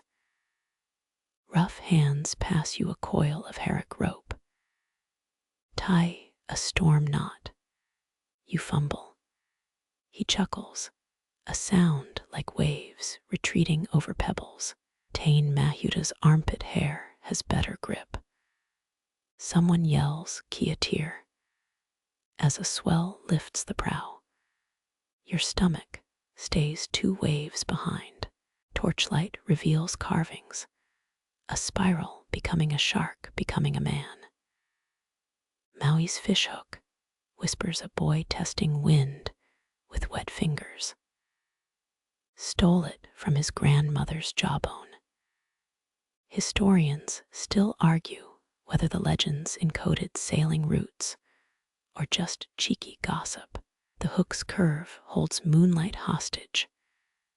Dawn bleeds across the horizon, a torn tapa cloth. Navigators dip gourds, sip dawn-chilled water. Kapinga, says the eldest, pointing to ripples. Currents shifted, the eels are voting. You blink, he shrugs. They always choose Kapiti Island after solstice. No one questions eel democracy. Your fingers graze the starboard rail, warm despite the chill.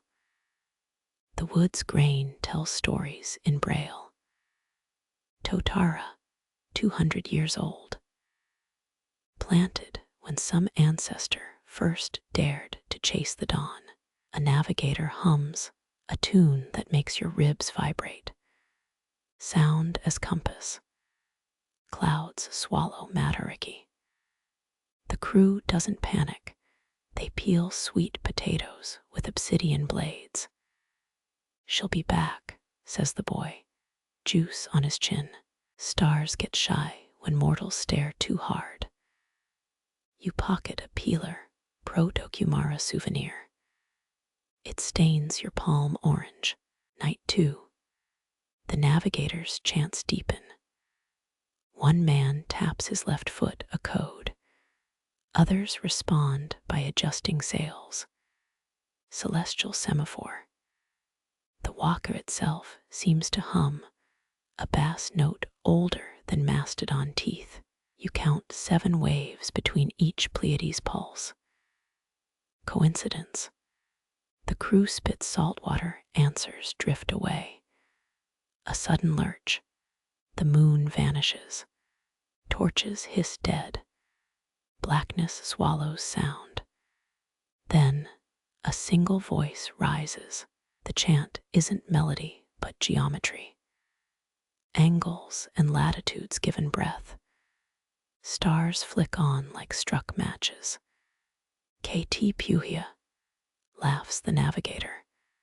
Just Hein Nui Tipo playing peekaboo. You don't ask who's peeking. Land smell hits, wet moss and cararoo droppings. The boy points to a shadow dancing ahead. Wakari. Her eyebrows smoke when she's angry. White Island's fog breathes sulfur, a dragon's yawn. Navigators debate tying their hair with flax. Respects the mountain's hairpin moods, someone mutters. You mimic them. Scalp protests. The waka grounds on black sand. Star maps dissolve your left with numb toes and a new hum in your molars. The eldest presses a Paunamu chip into your palm. For the next tide, Its veins swirl like night currents. Your shard buzzes, south now, north. The stars laugh, always, as the crew unloads Kumara baskets. Dawn chorus erupts, Tui screaming like drunk flutists. You pocket a feather. The boy tosses you a wink. Tane's backup singers.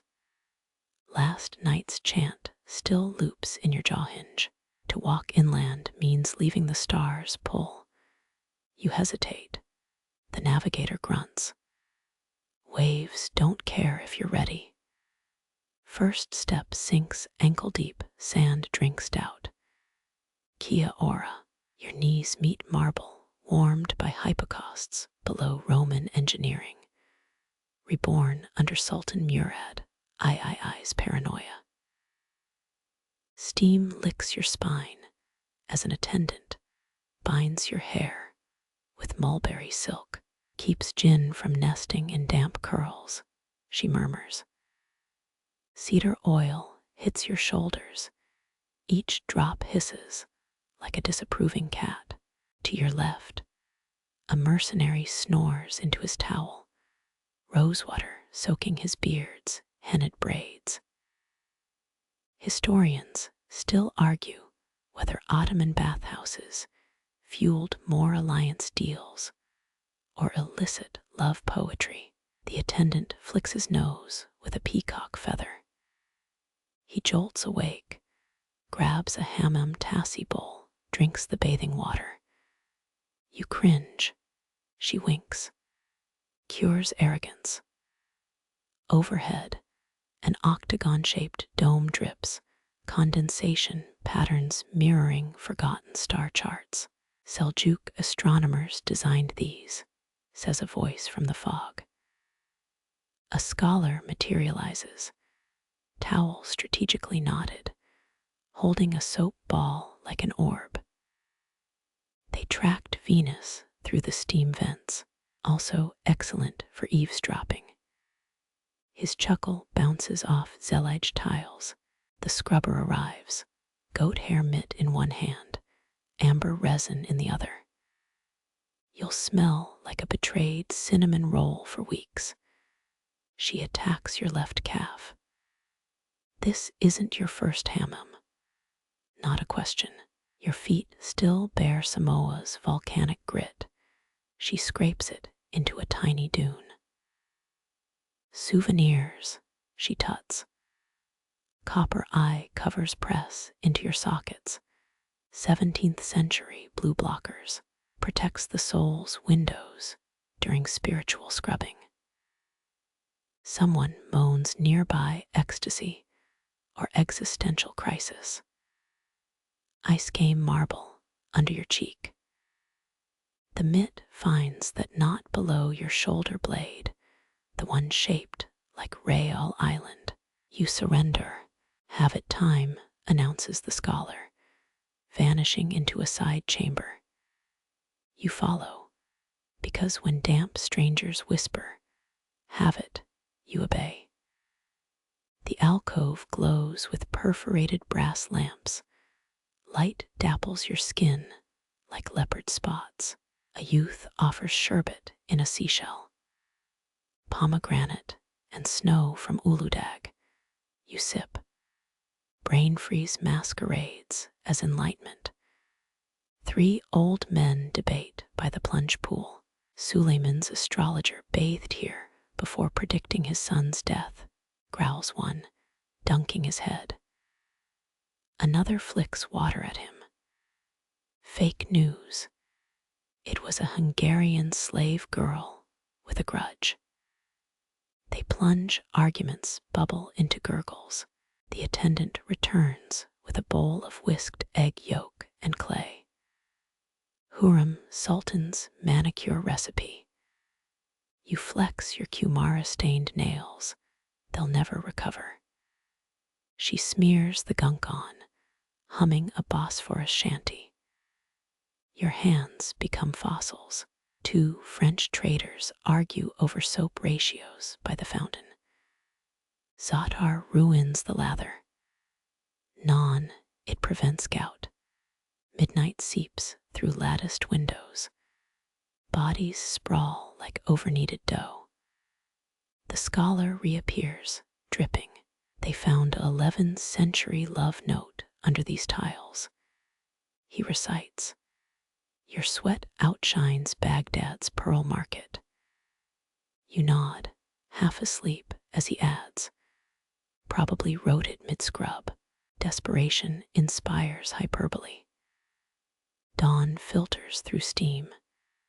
Your skin's raw as a plucked quail. The exit attendant drapes you in fringed linen. Beware cold drafts. They carry the grudge of undried bath ghosts. You step into sunlight. Istanbul's chatter slaps like a wet towel. The hammam's heartbeat fades. Or is it your pulse questioning reality? One final drop, a silver chime, hollows your bones into something weightless, ancient, new. Your lungs seize, Istanbul's humid musk, replaced by air so sharp it could file nails. Moonlight carves shadows across slopes where edelweiss clings like starched lace. A leather-gloved hand thrusts wool socks at you. "Wear these or lose toes," growls the herbalist, her braids crusted with ice and what smells like fermented chamomile. You crunch through frost toward a stone hut, its chimney belching smoke that reeks of burnt licorice. Inside, copper kettles gurgle over pine-fed flames. Time for courage, pine resin for prophetic dreams, mutters an apprentice, grinding petals with a mortar shaped like a bear's skull. His earlobe sports a dried edelweiss blossom. Local rumor says it wards off rock slides. The head distiller thrusts a wicker basket into your hands. Midnight plucking or nothing, moons at peak malice tonight. You trudge uphill, every step punches through ice crust into powdery debt. Somewhere, a cowbell clangs. Historians still argue whether alpine herbalists invented aromatherapy or just perfected the art of smelling fancy while freezing. Edelweiss wool scrapes your palms as you snip stems. Legend claims 14th century midwives tucked these flowers into swaddling blankets said to make babies as hardy as goat cheese. The herbalist inspects your haul. City hands brews the volatile oils. She tosses half your harvest to a nibbling goat. Back at the hut, apprentices dump herbs into steaming cauldrons. A man with a badger pelt hat sloshes juniper brew into your mug. Drink, it'll make your liver as robust as a Saint Bernard. The liquid tastes like Christmas trees set on fire. Your sinuses stage a mutiny. 3 grandmothers argue over a vat of murky syrup. Full moon distillation steals the plant's soul. Snaps one, waving a ladle. Nonsense. It's when the mountains exhale their secrets, counters another, dribbling honey into the mix. The third spits. You both missed the comet's alignment. Copper tubes coil across the room.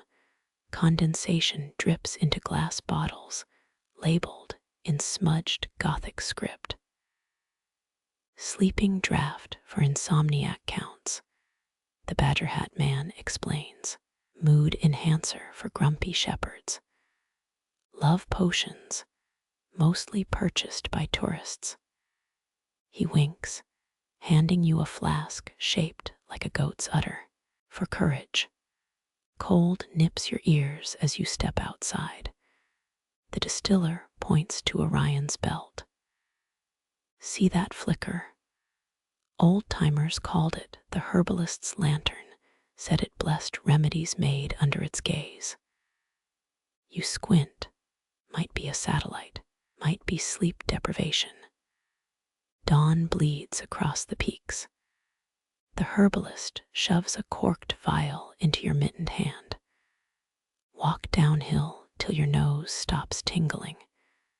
Then drink. The elixir swirls silver blue, thick as glacier milk. It tastes like snowflakes and regret. Your bones hum. Valleys yawn below, suddenly as inviting as a feather bed. The badger hat man shouts after you, voice fraying in the wind. And don't pet the schnapps goats. You glance back. His silhouette waves from the smoking chimney, already shrinking into the mountain's stubborn shadow. Ice cracks underfoot. Somewhere far above, a kettle sings.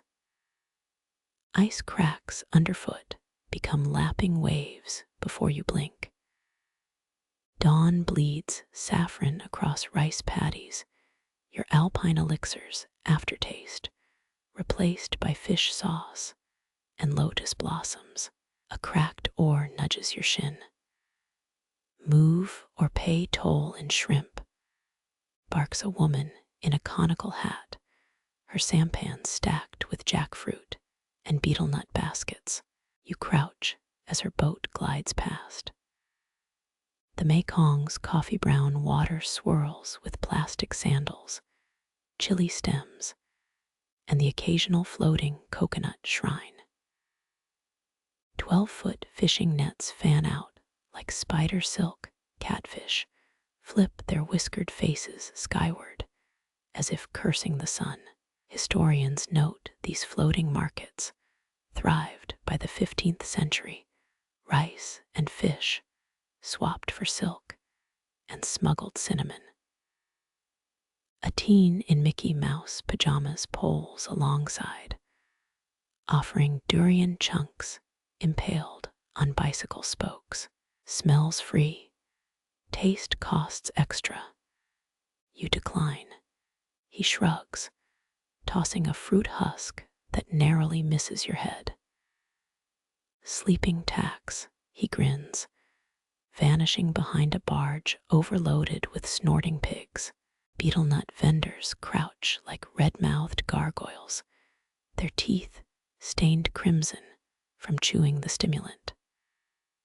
One waves a tin of lime paste at you.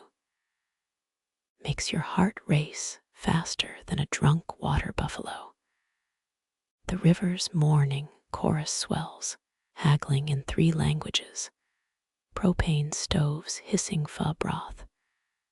Batteries strapped to catfish that locals swear deliver messages between rival merchants. A grandmother steers her canoe using only hip thrusts. Her cargo, 56 violins lashed with palm fronds. Leftovers from Saigon conservatory fire, she explains, plucking a G-sharp that sends egrets scattering. You drift past a floating gas station, soda bottles of petrol dangling from bamboo rods like amber wind chimes.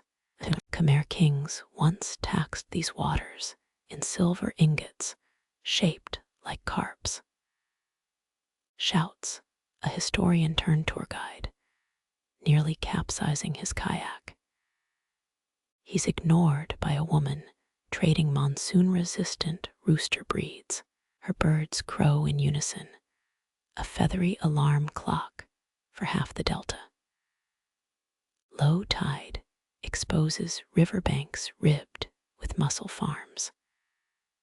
A child in inflatable wings surfaces beside your boat, hands brimming with pearl oysters. 3 for a Nokia charger. 5 if you fix my math homework. You counteroffer with alpine edelweiss petals.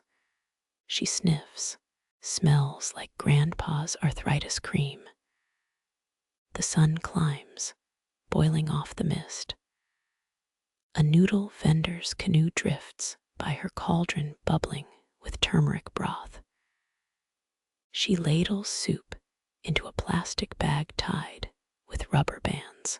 Breakfast to go, don't spill, or the crabs'll mug you. You sip carefully. It tastes like lemongrass and diesel fumes.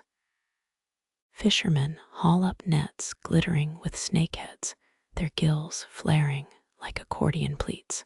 One man flicks a thumbnail-sized crab onto your lap. For luck. Also, if you eat it raw, you'll see double for a week. You pocket the crustacean. It pinches your thigh through the fabric. By noon, the waterway chokes with houseboats, selling counterfeit sunscreen and seedless tamarind. A tattooed monk floats past on a repurposed refrigerator. His voice cuts through the din. Toss a coin, get absolution, special rate for pickpockets.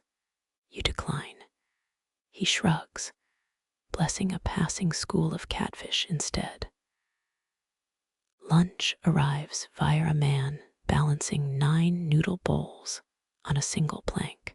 Tourists get extra MSG, souvenir headaches included. You trade spare buttons for fried eel rolls wrapped in newspaper. The ink smudges your fingers with yesterday's soccer scores. Shade comes at a premium. You rent squatting rights under a tarp strung between 2 mango boats. The proprietor, a man with a pet rooster named Tax Audit, sweats onto his abacus. 10 minutes free if you teach my bird to crow. Happy birthday.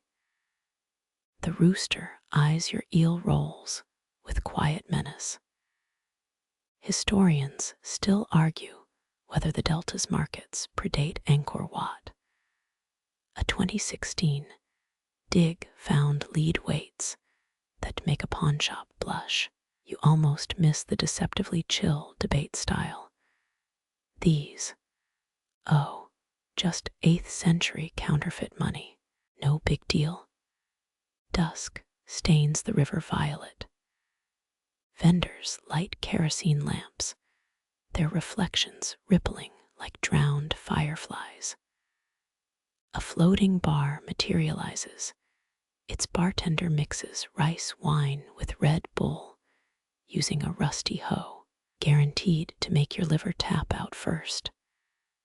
The concoction tastes like battery acid and regret.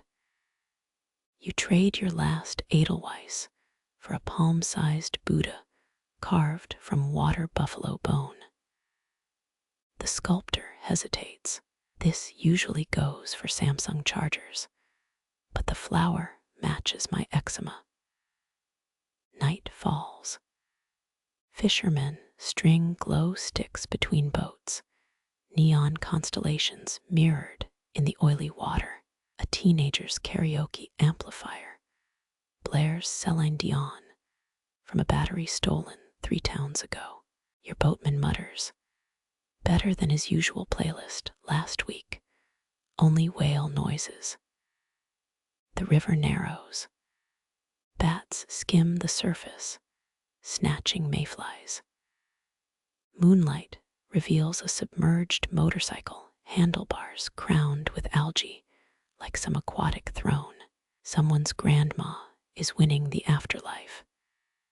Your final purchase, a cassette tape labeled Sounds to Scare Off Tax Collectors, Vol. 3. The seller, a one-eared man with a pet python, swears it cured his cousin's gout. You slip it into a pocket, already bulging with Delta oddities. The boatman poles toward a bamboo jetty. Out. Hotels that way, unless you want to night swim with electrocution eels. You step ashore. The python hisses. The Buddha statue digs into your hip, somewhere downstream. A durian splashes into the Mekong, a waterlogged goodbye. Dust from the Mekong sticks to your sandals like powdered rust. You shake it off, grains spiral into patterns mirroring the star-pricked sky overhead. A grandmother's voice slices through the dark. Walk softly. This thread connects worlds. Her loom glows under a naked bulb, powered by a solar panel lashed to a juniper bush. The wool smells of sage and sheep's lanolin, darker strands dyed with crushed cochineal insects. Spider mothers taught us to weave, she says, fingers flying between warp threads. Gossamer lessons tore them apart every dawn, kept us humble. You crouch beside her. The rug in progress shows a constellation even astronomers can't name. A zigzag some call the broken basket. Historians know Dene weavers hid maps in their designs during the long walk. Navajo, clever code, woven under soldiers' noses. The old woman snorts. White men always think they're the main plot twist. She tosses you a spindle weighted with a turquoise bead. Twist clockwise, unless you want to summon coyote spirits. Her laugh rasps like sandstone. Kidding, probably. The wool bites your palm, churro sheep's fleece, nearly wiped out by government culls in the 1860s. Now it's back, resurrected by ranchers who sneaked breeding pairs into canyon hideouts. A moth lands on the loom. The grandmother stills her shuttle. Messengers taste with their feet. Let it listen. Its antennae brush the partly woven Yikestahi, the Milky Way. You swear the constellation shivers. Dawn leaks through the Hogan's smoke hole.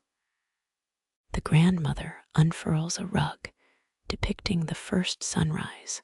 Scarlet threads bleed into ochre. Wool holds memory, she mutters. This red, same cochineal batch. I used the day they paved Route 66. Protest colors. Teenagers arrive lugging plastic buckets of juniper berries. One barters Wi-Fi hotspot time for a bracelet patterned after water monster scales. The deal sours when his phone pings a dating app notification. Toe Ninalai doesn't swipe left, the grandmother deadpans. You card raw wool between spiked paddles, tweezering out goat heads and historical grudges. Lice or politics both itch, she advises. A radio crackles Navajo news. Uranium cleanup delays. A new starburst's flavor, sheepherder reunions. The announcer's voice wavers, a static ghost trapped between frequencies. Lunch arrives in a hubba-bubba bucket, blue corn mush, and a Coke warmed by dashboard sun. The grandmother stirs her portion with a batlin's wing bone. Fried chicken DNA adds protein, she winces. You find a flattened M and M in your mush. Bonus crunch. Historians still argue whether Germantown revival rugs count as true Dene art, their garish aniline dyes clashing with natural pigments. 50 years from now, the grandmother shrugs. They'll call my neon yarn a bold postmodern statement. She's weaving a glow-in-the-dark yay figure today. For ravers, she explains, sacred clubbing. A toddler drapes a half-finished sash over your shoulders. You look like a confused kachina, the grandmother cackles. The wool itches worse than sunburn. You stand still anyway, ritual patience, priced at lollipop bribes. Wind snakes through the loom's warp threads, humming a tune that matches the vibration buzzing from your Mekong Buddha statue. The grandmother freezes. Visitors, she mutters. Outside, antelope brush sways empty. Not that kind, she adds, eyeing your pocket. Dusk brings a pickup truck hauling a rusted washing machine, part-time drummer, full-time weaver's apprentice. He barters drumstick calluses for lessons, rhythms just horizontal weaving, the grandmother insists, making him play a warp thread like a guitar string. The loom groans in B minor. You card midnight black, wool under a meteor shower. The grandmother spins tailies of two-faced gods and cornmeal warnings. Never trust a spirit who hates gluten-free options. Her joke dissolves into coughs, wood smoke, and decades of inhaled desert. A BLM officer arrives to discuss grazing permits. She leaves with a coaster-sized eye-dazzler rug and mild existential dread. Told her it wards off paper cuts, the grandmother confides. Also audit notices. Your last task, lacing a warp thread through steel needles salvaged from a WWII bomber crash. The grandmother tests your work with a yank. Good. Now pray the pattern doesn't offend Spider-Woman's Wi-Fi. Stars wheel toward dawn. The finished rug gets rolled in a tarp smelling of diesel and sheep dip. Take this, she says, handing you a pouch of bluebird feathers for when your Mekong crabs stage a coup. Her loom sits empty now, bare warp threads thrumming like piano wires. The solar bulb flickers. Somewhere east, a tour bus disgorges Instagrammers seeking authentic vibes. The grandmother lights a cigarette. Go, before they ask me to explain the meaning of life in 10 words. You hesitate. She flicks ash at a tumbleweed. Fine. 11 words. Pay attention. Weave tight. Burn the receipts. Don't pet strange buffalo. You step into the mogul garden geometry, so perfect it bends breath. Water channels split the earth into 4s, a living echo of the Quran's promised paradise. But the marble isn't fooled. It remembers blood red dye dripping from henna'd hands during monsoon weddings. Crushed lapis lazuli still winks from inlay fractures, centuries-old maintenance debts. Here, symmetry is war. Peacocks strut through quadrant 3, their metallic screeches clashing with fountains' metronomic drip. You count 17 types of jasmine, double the number Babur imported from Kabul. Historians still argue about the 4th terrace's Mecca tilt, pious alignment, or a stonemason's hangover. A gardener materializes, skin like sun-cured tobacco. He snips a night-blooming gully cause with silver shears. Planted by Jehangir's astrologer, he says, offering the flower like a confidential memo. Its scent layers burnt caramel over rotting mango, a royal perfumer's failed immortality experiment. Smell the regret. Court records mention 427 beheaded perfumers. His chuckle rattles a lizard off the nearest wall. Your shadow stretches across Pietra vines, each stone petal quarried from empires Rome forgot. The gardener points to a speckled ibis preening in the central pool. They used to staff these birds with miniature chainmail. Leopards kept snacking on the symbolism. You blink, he shrugs. Moguls loved armored metaphors and falconry accidents. Beneath your sandals, a submerged mosaic glows, moonlight catching residual whale oil from Fatimid-era lamps. Conservationists found 3 still-burning wicks in 1985, wicks humming at frequencies known to hypnotize fruit bats. True story, check the footnotes of the Journal of Forgotten Sciences. Assuming you read Farsi and own a time machine.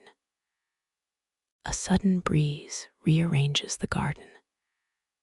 Marigold petals spiral into a Fibonacci sequence, halting mid-equation as the gardener lobs a pebble at a snoozing guard. Watch this. The guard jolts awake, his turban unraveling into a 10-foot banner of undyed silk. New recruits never starch their aiming points. He says aiming points, like it's Delhi slang for something obscene. You pass through a screen carved with 606 identical lotus buds. Or are they pomegranates? Depends which tax collector funded that wing. Touch the stone, still warm from some long-dead artisan's palm print. Or maybe that's just Delhi's fever dream humidity pooling in the fissures. Near the saffron reservoir, a child chases ghostly hoopoe birds through topiary archways. Their laughter bounces off canals engineered to mimic Al-Andalusian canals. Except here, the water whispers gossip about Shah Jahan's 3rd wife's hairpiece. The gardener covers his ears. Careful, hydraulic engineers were the original paparazzi. Legend claims the eastern greenhouse hides Aurangzeb's lost chess set pieces carved from meteorite ivory. You ask. The gardener studies you like a poorly pruned bonsai, found it last Tuesday. Used the queen to prop up a wobbly divan. He spits beetle juice into a topiary elephant's trunk. Checkmate. Dawn leaks across symmetrical hell. The gardener presses a petrified lime into your palm, charms against symmetrical thinking. They'll try to straighten your dreams next. As you exit, a peacock's shriek fractures into perfect thirds, G-sharp, B-flat, and one note only drunk mathematicians can name. You slip through a moss-stained gate, the Mogul garden symmetry crumbling behind you. Twilight stains Bali's, coconut groves indigo, gamelan gongs ripple the humid air like stones tossed into black velvet. 14 musicians crouch around bronze instruments, their mallets wrapped in snake skin and teenage optimism. Your bare feet sink into volcanic soil, still warm from yesterday's eruption, 3 villages over and thoroughly Instagrammed. Cicadas pulse in triplets, their rhythm hijacked by a gang of offbeat kendang drums. Dancers arch wrists sharper than temple daggers, fingers trembling like dragonfly wings mid-molt. Fireflies swarm their gestures, glowing commas stolen from some cosmic sentence. You half expect subtitles. The lead drummer winks, his grin lit by a clove cigarette dangling like a punctuation mark. Made this gangsa from a melted-down Dutch cannon, he rasps, tapping a key forged from colonial plunder. Historians still argue whether the 1849 Kintamani Rebellion used gamelan signals to coordinate attacks. Current theory: the Dutch just really hated pentatonic scales. A dancer's sash unravels, emerging as 3 meters of hand-spun nightmare fuel.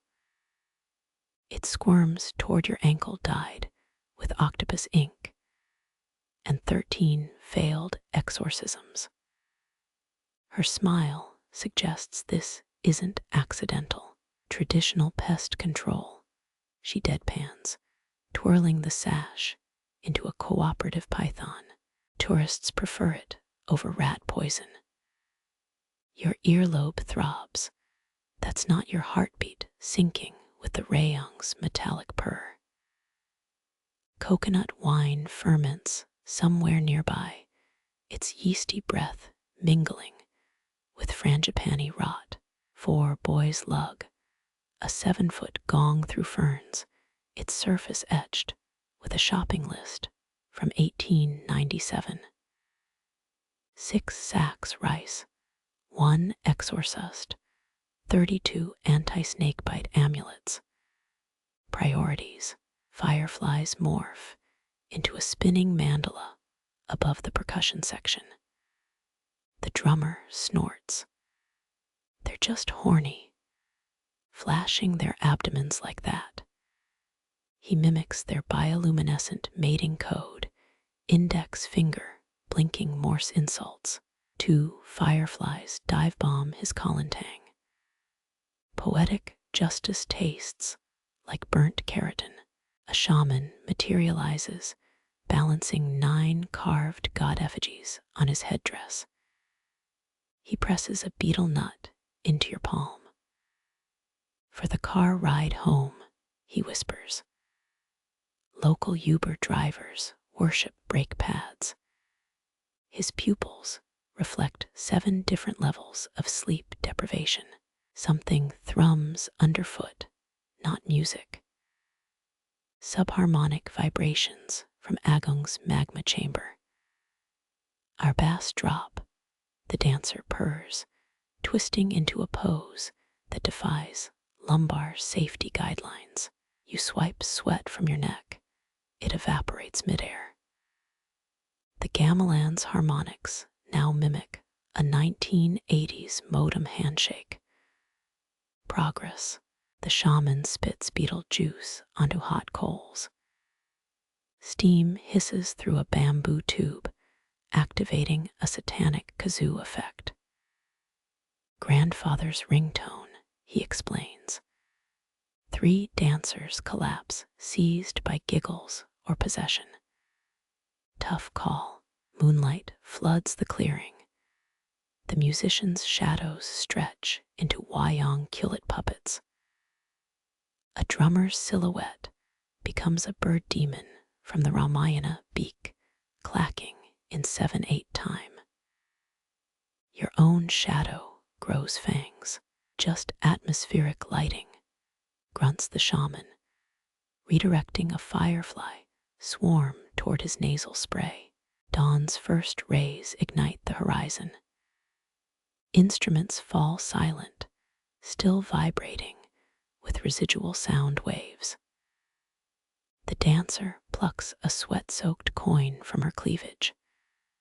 For your parking meter, she yawns.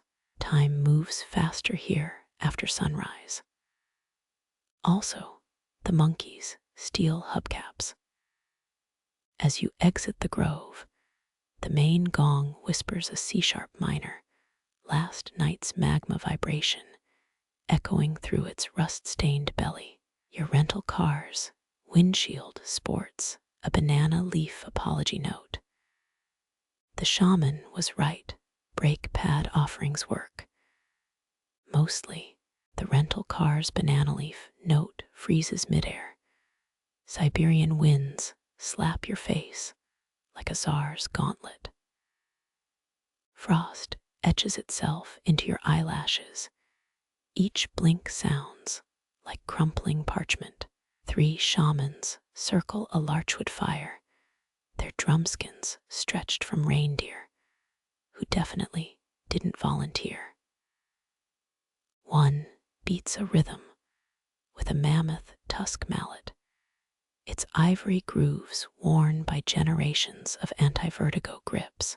Your boots crunch through permafrost, each step releasing trapped methane sighs. A shaman thrusts a goblet at your chest. Drink, or my ancestor's ghost will key your tuota. The liquid tastes like fermented lichen and regret.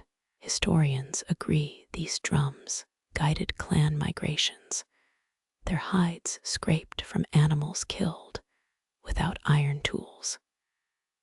The fringe detail, that frozen reindeer eyeball nailed to the drum rim. Pure metronome, breath crystallizes into auros, tiny spectral reindeer galloping toward the fire. A shaman's drum hums at 4 Hz, the same frequency as Earth's magnetic field. Coincidence? His smirk suggests otherwise. We tick-tock before tick-tock. He growls, adjusting a squirrel tail face warmer. 7 ice-coated drums hang from a dead spruce, their leather cords squeaking like petrified violin bows. Something pulses beneath the ice, not the usual 20,000-year-old methane bubbles. 14 drum beats sync with your molars' vibration. The lead shaman spits vodka onto his drum. It freezes into a makeshift snare. For bass, he explains. 9 skeletal dogs howl at nothing, their ribcage rattling like xylophones in a hurricane. The youngest shaman offers you a beginner's drum, a soup pot lashed with electrical tape. Stolen from Gulag cafeteria, he whispers. Extra spiritual resonance. You tap it. The sound mimics a dying microwave. His nod approval suggests lower standards post 1917.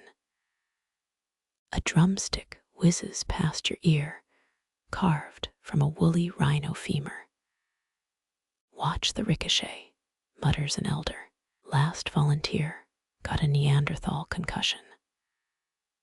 Ice glints underfoot each shard, imprinted with Pleistocene mosquito wings.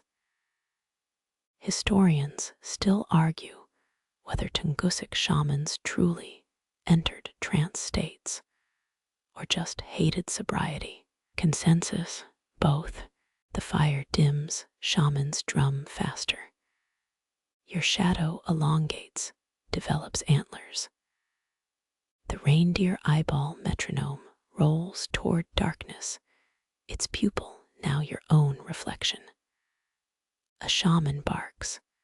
Stop breathing so loud. Spirits think your Dyson fan. Dawn cracks the horizon pale as a nuclear winter sunburn. Drums fall silent. The elder hands you a pouch of reindeer droppings.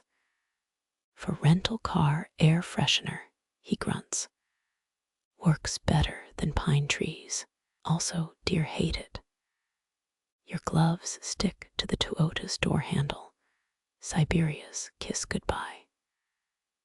The rearview mirror shows 8 shamans vanishing into ground fog, plus 1 extra shadow in your backseat. Radio static whispers in a Venki dialect. You opt for Taylor Swift.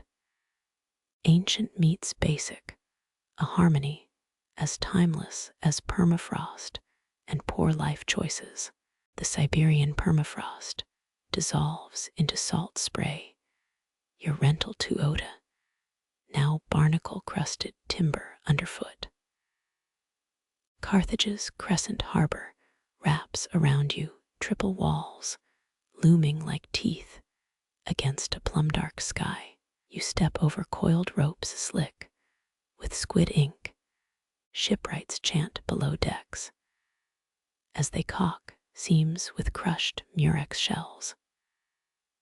20 warships rock in their stone cradles, each hull scarred by Roman ramming tactics. A navigator thrusts a polished bronze disc into your palm, constellations etched by Phoenician astrologers drunk on date wine. Hanno's star chart, he grunts, or my copy from eBay. The ink smells suspiciously like Sharpie. Historians agree Carthage's hidden harbors could shelter 200 vessels, their locations encoded in goatskin maps lost to Roman bonfires. The fringe detail, that barnacles scraping the docks tonight, genetically identical to specimens found in Titanic's wreck. Moonlight splinters across a lighthouse beam, its mirror polished by slaves sent aloft in reed baskets. You taste cedar pitch and panic sweat rowers below decks rub blisters with rancid olive oil. A cargo master unloads amphory stamped with Tannet's sigil. You peek inside. Pickled ostriches, of course. Sophonisba's perfume fleet sank near here, mutters a deckhand, eyeing your shoes like potential contraband. Smells like failure and salt. Scholars still debate whether she poisoned herself with snake venom or bad marriage prospects. 3 harbor cats slink past, their collars hung with Tyrian purple ribbons.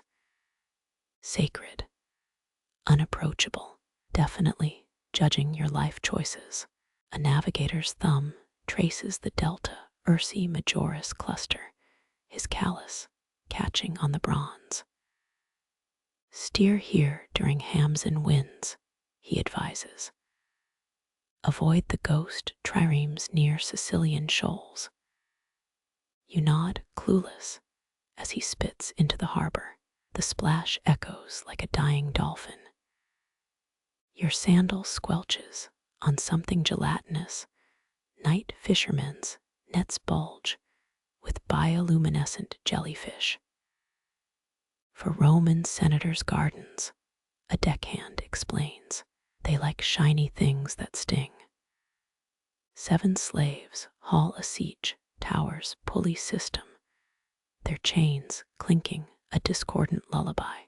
The harbor master's whistle pierces the din. 2 ships collide in the entrance channel. Oath-slinging erupts in Punic. You catch son of a sea urchin and mangy jackal's left ear. Classic maritime banter. A cabin boy offers garum wine, fermented mackerel guts, and poor decisions. You decline. He shrugs, drinks it himself. Dawn bleeds across the water, gilding a drunk sailor passed out on an eagle standard. 3 prostitutes debate tariff rates in Numidian dialect, their arguments punctuated by pelican squawks. The harbor master's ledger lists today's arrivals: Egyptian grain, Iberian silver, and 1 mystery crate from Atlas Mountains. You don't ask. Bells clang the signal for noon sacrifices. Priests haul a bull up the Moloch ramp. It resists. Smart bull. You pocket a discarded wax tablet. Hannibal's grocery list, scrawled in childish Greek. 7 figs, 3 amphory, 1 ELEPH, a NT, Chinese letter, Chinese letter, Chinese letter, Chinese letter. Historians still argue whether his alpine treks included portable saunas for the pachyderms. Spoiler: Frostbite ruins Mahout morale. A navigator hurls a lodestone overboard. Its magnetic pull allegedly confused Roman compasses. Weaponized geology, he boasts. You note his trembling hands. Baltic amber beads. A tattoo of Mithras. Definitely ex-legion. Shouts erupt near Warehouse 7.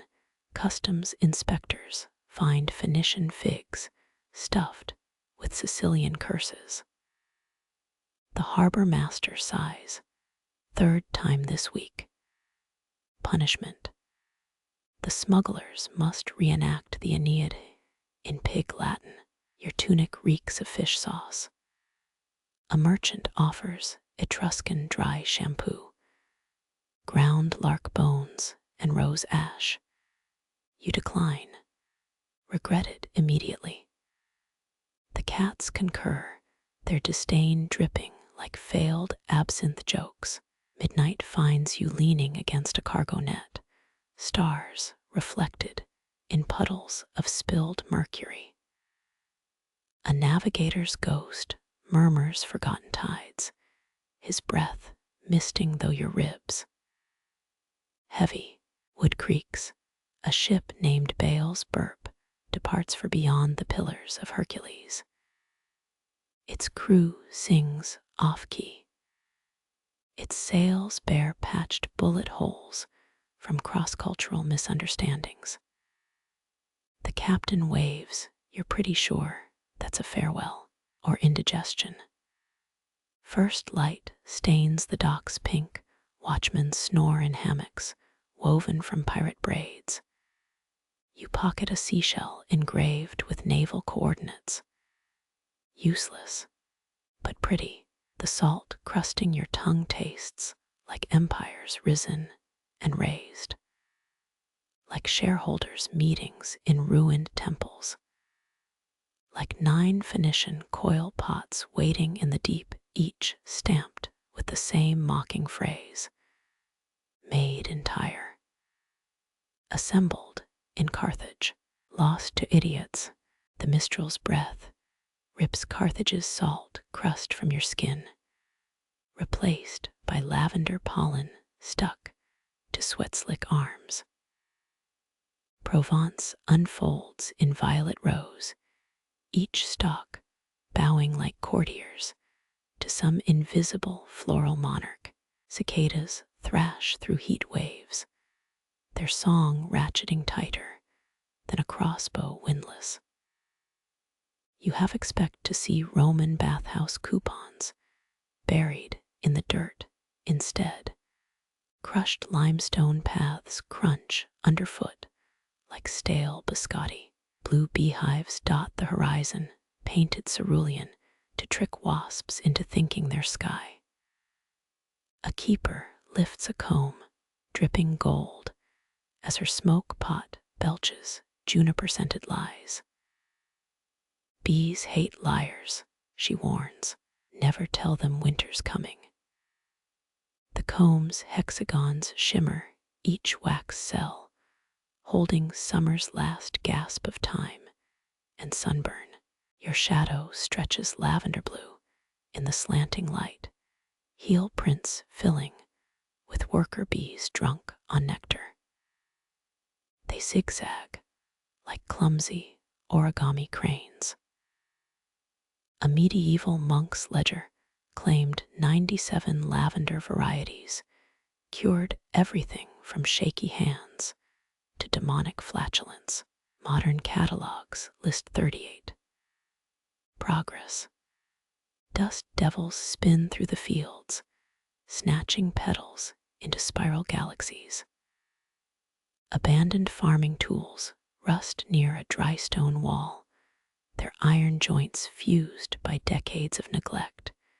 And goat urine, a faded sign, proclaims root Napoleon, though historians still debate whether the emperor stopped here for lavender sachets or just to pee. Market stalls sag under lavender honey, soap, and questionable liqueurs. A vendor hands you a thimble-sized cup. Its contents smell like grandma's perfume cabinet set ablaze. For courage, he insists, it tastes like regret and potpourri. 3 old men play boule nearby, their silver balls clacking like dentures in a storm. The mistral redraws the landscape every hour, shoving clouds, rearranging hats, stealing your sense of direction. A feral cat stalks through rows, its collar jingling with tiny Provençal bells. Royal pest control. You find a Roman coin lodged in the path, Trajan's profile worn smooth by centuries of pilgrim sandals, or maybe French teenagers with acid-wash jeans. Twilight softens the fields into watercolor smudges. Beekeepers retreat, hives locked against marauding honey badgers or tipsy tourists. The last tractor putters home, exhaust fumes blending with wood smoke from distant farmsteads. You catch a phrase in Occitan dialect, something about bread ovens and unreasonable sheep. Fireflies blink among the lavender, tiny lanterns signaling constellations. Only insects understand. A weathered bench creaks under your weight, its slats carved with initials, and one ominous JESUIS ICI. Cicadas fall silent. For 5 stolen breaths, the world hums in B-flat, hive's song harmonizing with wind through power lines. Then a donkey brays. Dawn will come pink and presumptuous, with combines devouring purple rose. Trucks hauling sachets to Marseille docks. Perfume executives sipping espresso while spreadsheets bloom. But here now, the night folds around you like a linen drying in the wind. Heavy with dew, light with ghosts of flowers yet to burn. Heat replaces lavender. A dry furnace blast slaps your face as jungle gives way to naked earth. The Congo Kingdom's iron forests aren't trees. They're clay chimneys belching smoke, their bellows wheezing like asthmatic dragons. You step over rust-red puddles, water bleeding iron, as apprentices haul cassiterite in woven baskets. Their shadows stretch across the clearing, twisted puppets in the forge light. Blacksmiths pound rhythm into molten metal, each hammer strike synced to a chant older than the Niger River. Nzambi, Mpungu breathes, fire lives, ancestors walk. Sparks rain down, tattooing your arms with temporary constellations. A teenage boy dips a clay mold into the coals, his brow glazed with sweat and spiritual intensity. Historians still argue whether these crocodile-shaped ingots bought Portuguese muskets or appeased river gods hungry for metal flesh. A woman thrusts a glowing rod at you, its tip bent into a never-before-seen spiral. Currency, she says, though it resembles a fancy napkin ring. Congo blacksmiths once traded iron hoes as money, each blade weighed against standardized sticks of copper. You half expect a price tag, reading 3 hoes for 1 goat, no refunds. Night falls, fires warp into blurred halos. Workers bury eggshells and palm wine at the forge's base, a ritual to cool the earth's anger. Your guide mutters about mine spirits stealing toenails, better to lick salt before dawn. Quirky, maybe, but you check your feet anyway. Clay pipes gutter, raining iron droplets that solidify midair. They ping against anvils like metallic hail. Someone's grinding ore, the sound of 100 walnuts being murdered in a blender. A child stacks ingots shaped like miniature hippos, or maybe badly drawn dolphins. Team building exercise, or ancient OSHA violation. Dawn leaks through smoke, gilding the blacksmith's corded arms. They're singing again, the same four-note phrase, as molten streams snake into molds. You pocket a discarded scale flake. Its surface holds swirling patterns only visible at sunset or under strong vodka. The last bellows gasp. Forest reclaims the clearing, vines curl around cold furnaces, ants march across forgotten ingots. Somewhere downstream, a crocodile snaps its jaws. You taste iron on your tongue. Or is that yesterday's Provençal liqueur? Humid air clamps your lungs, iron tang dissolves into rot-sweet jungle musk. You crawl over buttress roots wider than cathedral doors, their bark etched with wasp-gnawed glyphs. A yellow-spiked bromeliad stabs your palm, payback for crushing its spider tenant. Frogs trill no. 100 frogs harmonize in three-part dissonance. Their calls bounce between kapok trees like rubber balls in a concrete stairwell. Crouch, breathe shallow. A peeper the size of your thumbnail inflates its neon throat, its ribbit pitched to impersonate a choking seagull. Amazonian tribes once rubbed their darts with Philibate's poison. One frog's sweat could drop a taper. Historians still argue whether shamans licked the frogs directly or just respected the don't touch your eyes rule. Mud squelches and elder parts hanging vines. His face paint mimics a tree frog's banded legs, dried annatto and palm oil. Crushed ivy stains his mortar pestle green-gray. The paste bubbles, or maybe that's tadpoles wriggling in your canteen. Cambo, he says, though it's definitely not the energy drink you smuggled from Cusco. Twilight slips through canopy gaps, spotlighting a shamanic WWE ring. 4 frogs duke it out on a log, biceps flexed, throats bloating with battle cries. The elder smears paste on your wrist.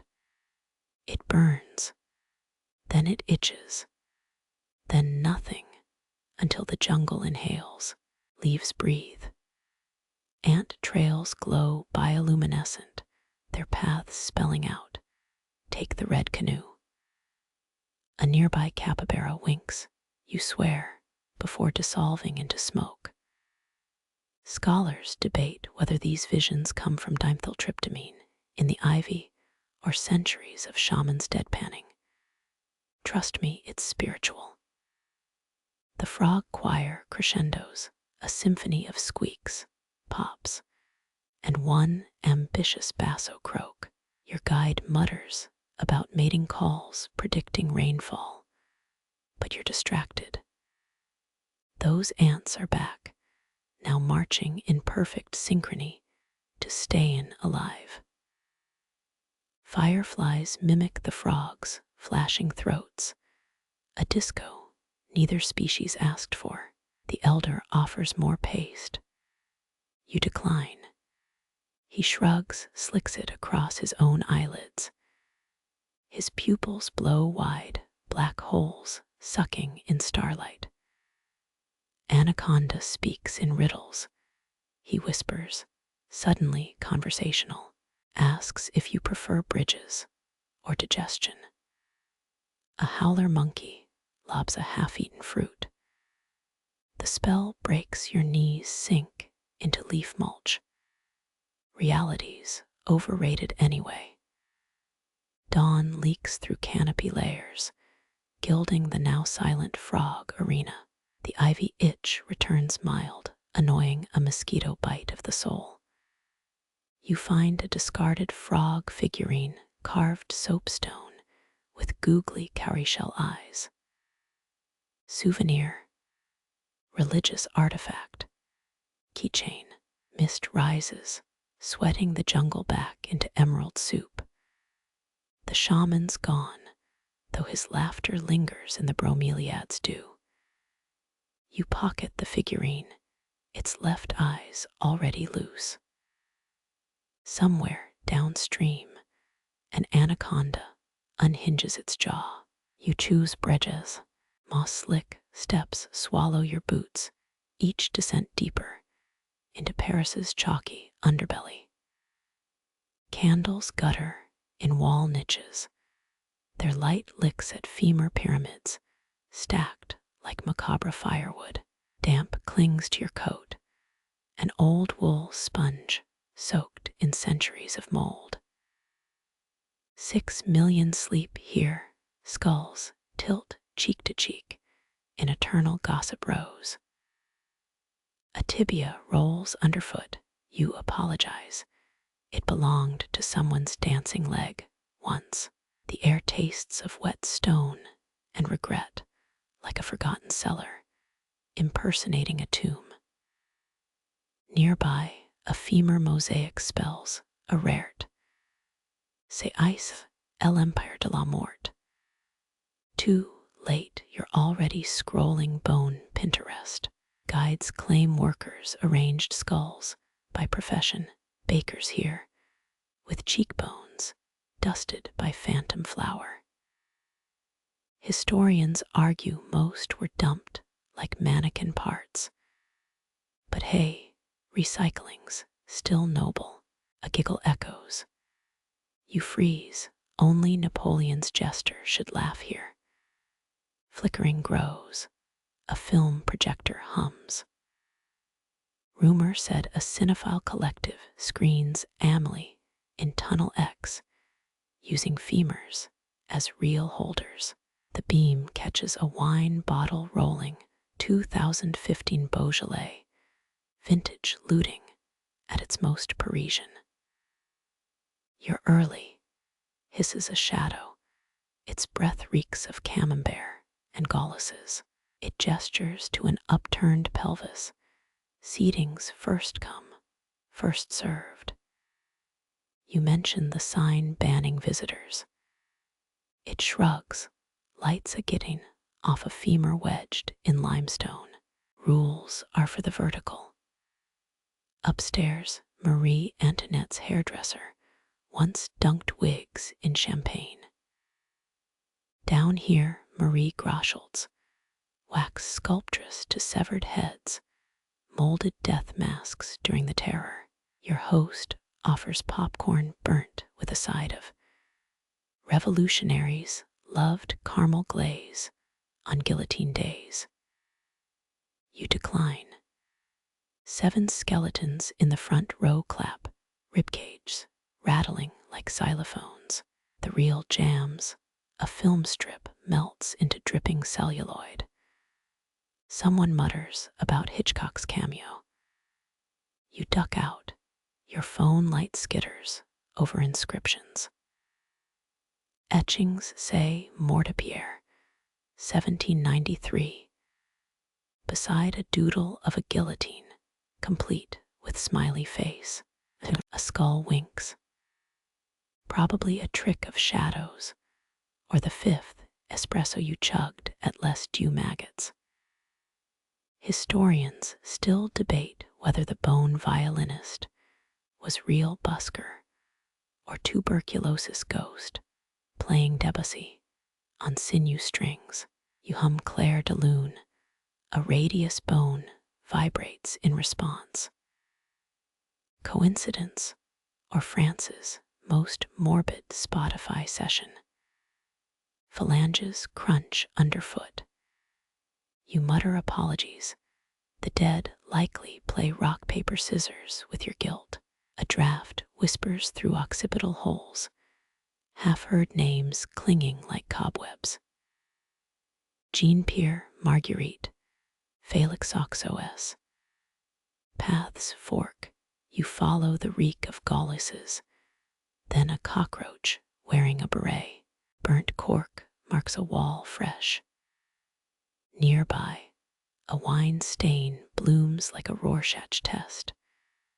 Press your palm to damp limestone, it throbs. The city's subway map mirrors the tunnels. If metro lines were drawn by a drunk spider, light ahead, a tea candle wedged in a cranium. Its wax pools into a temporal lobe. Voices argue in rapid-fire French. René Descartes' skull is in London. But his femur loved baguettes. You back away. Some debates require more Merlot. Your shadow stretches, then splits, merging with 10,000 others. A hum rises, not bees, but the collective buzz of 6 million untold stories. They seep into your marrow, whispering press credentials for a revolution's gossip column. Your phone dies. The dark swallows sound. A fingertip finds a niche, its edges carved into chevrons. 1786 quarrymen left these marks, so you're basically high-fiving the proletariat. Somewhere a champagne cork pops. It's 3 a.m., well past death's bedtime. You surface near a boulangerie dawn light, buttering the cobblestones. A croissant flake clings to your sleeve. Pardon, a philosopher's ghost snack. The metro rattles beneath. Its rhythm sinks to the catacombs. Hum. Paris never sleeps. It just gets horizontal. Your pocket jingles. A calcified molar taps your keys. Souvenir or an dental invoice from 1799. Either way, it's time for espresso. The first sip tastes faintly of crypt, or maybe that's just terroir. You swirl the espresso's dregs. Its bitterness fades into rosewater ghosts. The cafe's floor tiles warp. Suddenly you're barefoot on Cordoba's courtyard mosaic. Stars pulse beneath your soles. Centuries-old constellations plotted by mathematicians and mystics. Night blooming jasmine braids with hookah smoke. Philosophers recline on zellige-tiled benches. Their arguments hang midair, intricate as the Mukarna's vaults above. But Avempace's moon theory begins a man in indigo robes, relies on falconry metaphors, interrupts his rival, plucking an oud string for emphasis. Their words dissolve like sugar in mint tea. You catch fragments, celestial spheres as nesting boxes. Gravity is God's embroidery needle. A student yawns, her ink-stained fingers rolling an astrolabe like dice. The courtyard's central fountain glows, its marble basin mirroring the Milky Way. Historians know this plaza hosted Europe's first public astronomy lectures. Madrasas, flinging doors, open to silk weavers and shepherds alike. Tonight, the water whispers a quirkier tale. Caliph al-Hakam II once imported 87 scribes just to transcribe perfume recipes. Rosewater condenses on your neck. Or is that the dew of 10,000 irrigated gardens? Your toes brush a star map etched into sandstone. Cordoba's engineers harnessed Roman aqueducts and Visigoth cisterns. Their water clocks still purr beneath the city. Someone passes a clay cup. You sip fig liquor cut with melted snow from Sierra Nevada peaks. Observe the lunar mansions. An astronomer unrolls a parchment. Ibn Firna's flying machine calculations. A second scholar slams down leather-bound codex. Their debate escalates, arm motions threatening nearby hookahs. You're suddenly moderating, knees pressing a mosaic of North African trading routes. The stars shift. East, Orion's belt tightens. West, Venus dips toward Medina Azahara's crumbled arches. Fingers snap. A servant replenishes almond-stuffed dates. Historians still argue whether these nightly symposiums birthed the scientific method or just excellent baklava. You note how the philosophers quote Aristotophones, their nickname for scribes who improved Greek texts, with creative footnotes. A meteor scratches the sky. The courtyard stills. Even the crickets hush for 3 breaths. The fountain catches the falling star, a diamond sinking into liquid onyx. Then chatter resumes, doubled in volume, clearly atmospheric friction. Angelic scribe dropping his pen. Your spine meets cool marble. Above, a constellation winks. Not Ptolemy's maps, but the librarian's lantern. Local myth claims lost scrolls glow through celestial paper. A teenaged prodigy explains how his mentor calculated pi using rose petals, then got sued by a rival who patented the number 42. Bats flit through orange groves, wing beats sinking with a distant call to prayer. One philosopher mutters about humidity warping his vellum. Another laughs, accusing him of blaming clouds for bad handwriting. Dates disappear. Pits litter the tiles like Bronze Age punctuation. Dawn's first smear loosens the stars. Scholars gather robes, dousing braziers that whispered all night in saffron-scented smoke. The fountain's star map blurs, constellations retreating into drip-fed aqueducts. Your palm finds a carved phrase, "Wisdom outlives empires," a recent vandal added. But rent is still due Fridays. Church bells duel with muezzins, morning's dissonant chord. You pocket a fallen jasmine blossom, its scent already fading. The last philosopher leaves, trailing a debate about whether silence qualifies as music. Underfoot, the mosaics dim. Above, the real stars dissolve like salt in broth. Your breath slows, ribs expanding in time with water clocks beneath the stones. A final thought drifts. Cordoba's golden age wasn't in the parchment or planets, but this moment. The pause between arguments. The shared fig, the way falling stars reflect in both eyes and irrigation canals. Sleep comes not as a thief, but as a scribe's hand blotting ink. No dreams, just the phantom weight of constellations pooling in your collarbones and the aftertaste of rosewater where espresso once burned. You swirl the espresso's dregs. Its bitterness fades into rosewater ghosts. The cafe's floor tiles warp Suddenly you're barefoot on Cordoba's courtyard mosaic.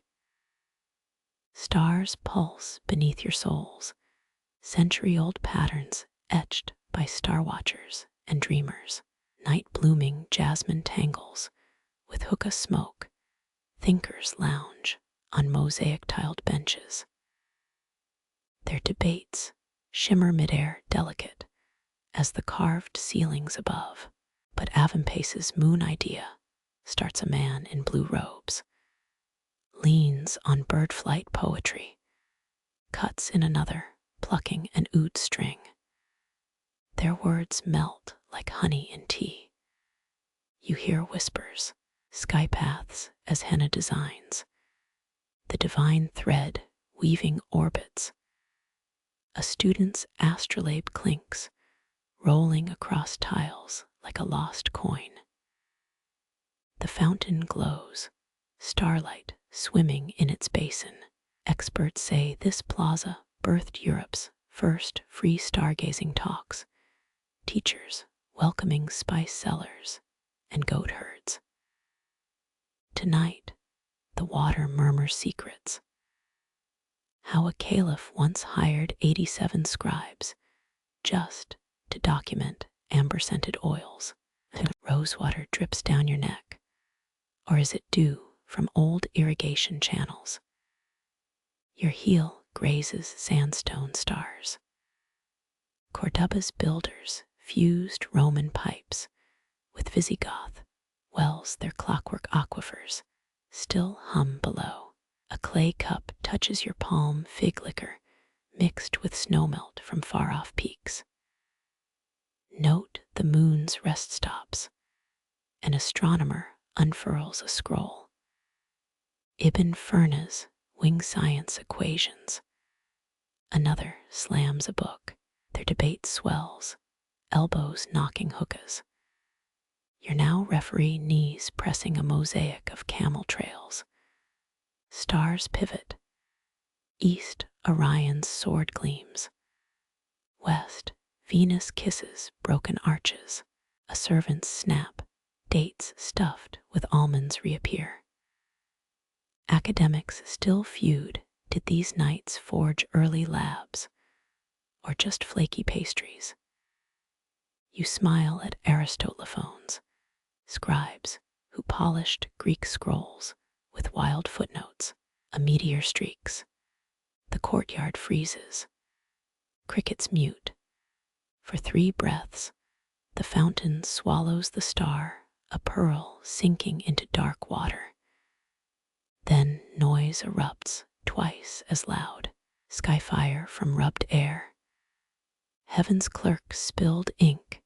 Your back meets cool stone. Above, the librarian's lantern glimmers. No official constellation, just Cordoba's.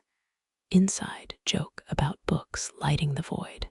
A youth recounts his teacher measuring pie with petals. Then facing lawsuits from a rival who claimed ownership of the number 42. Bats dart through citrus groves, wings synced with a muezzin's hum. One scholar grumbles about damp parchments. Another teases him for blaming mist on sloppy script. Date pits litter the ground, tiny fossils of debate. First light pales the sky. Robes rustle as fires die to ashen whispers. The fountain's reflection blurs, star paths retreating into underground pipes.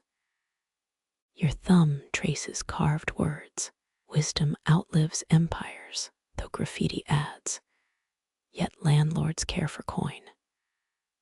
Bells clash with dawn prayers, a dissonant duet. You tuck a jasmine bloom into your sleeve, its perfume half gone. The final debater exits, still arguing if quietude holds a musical key. Underfoot tiles lose their glow. Overhead, true stars melt into morning's broth, your lungs slow, rhyming with hidden water clocks. One last notion floats.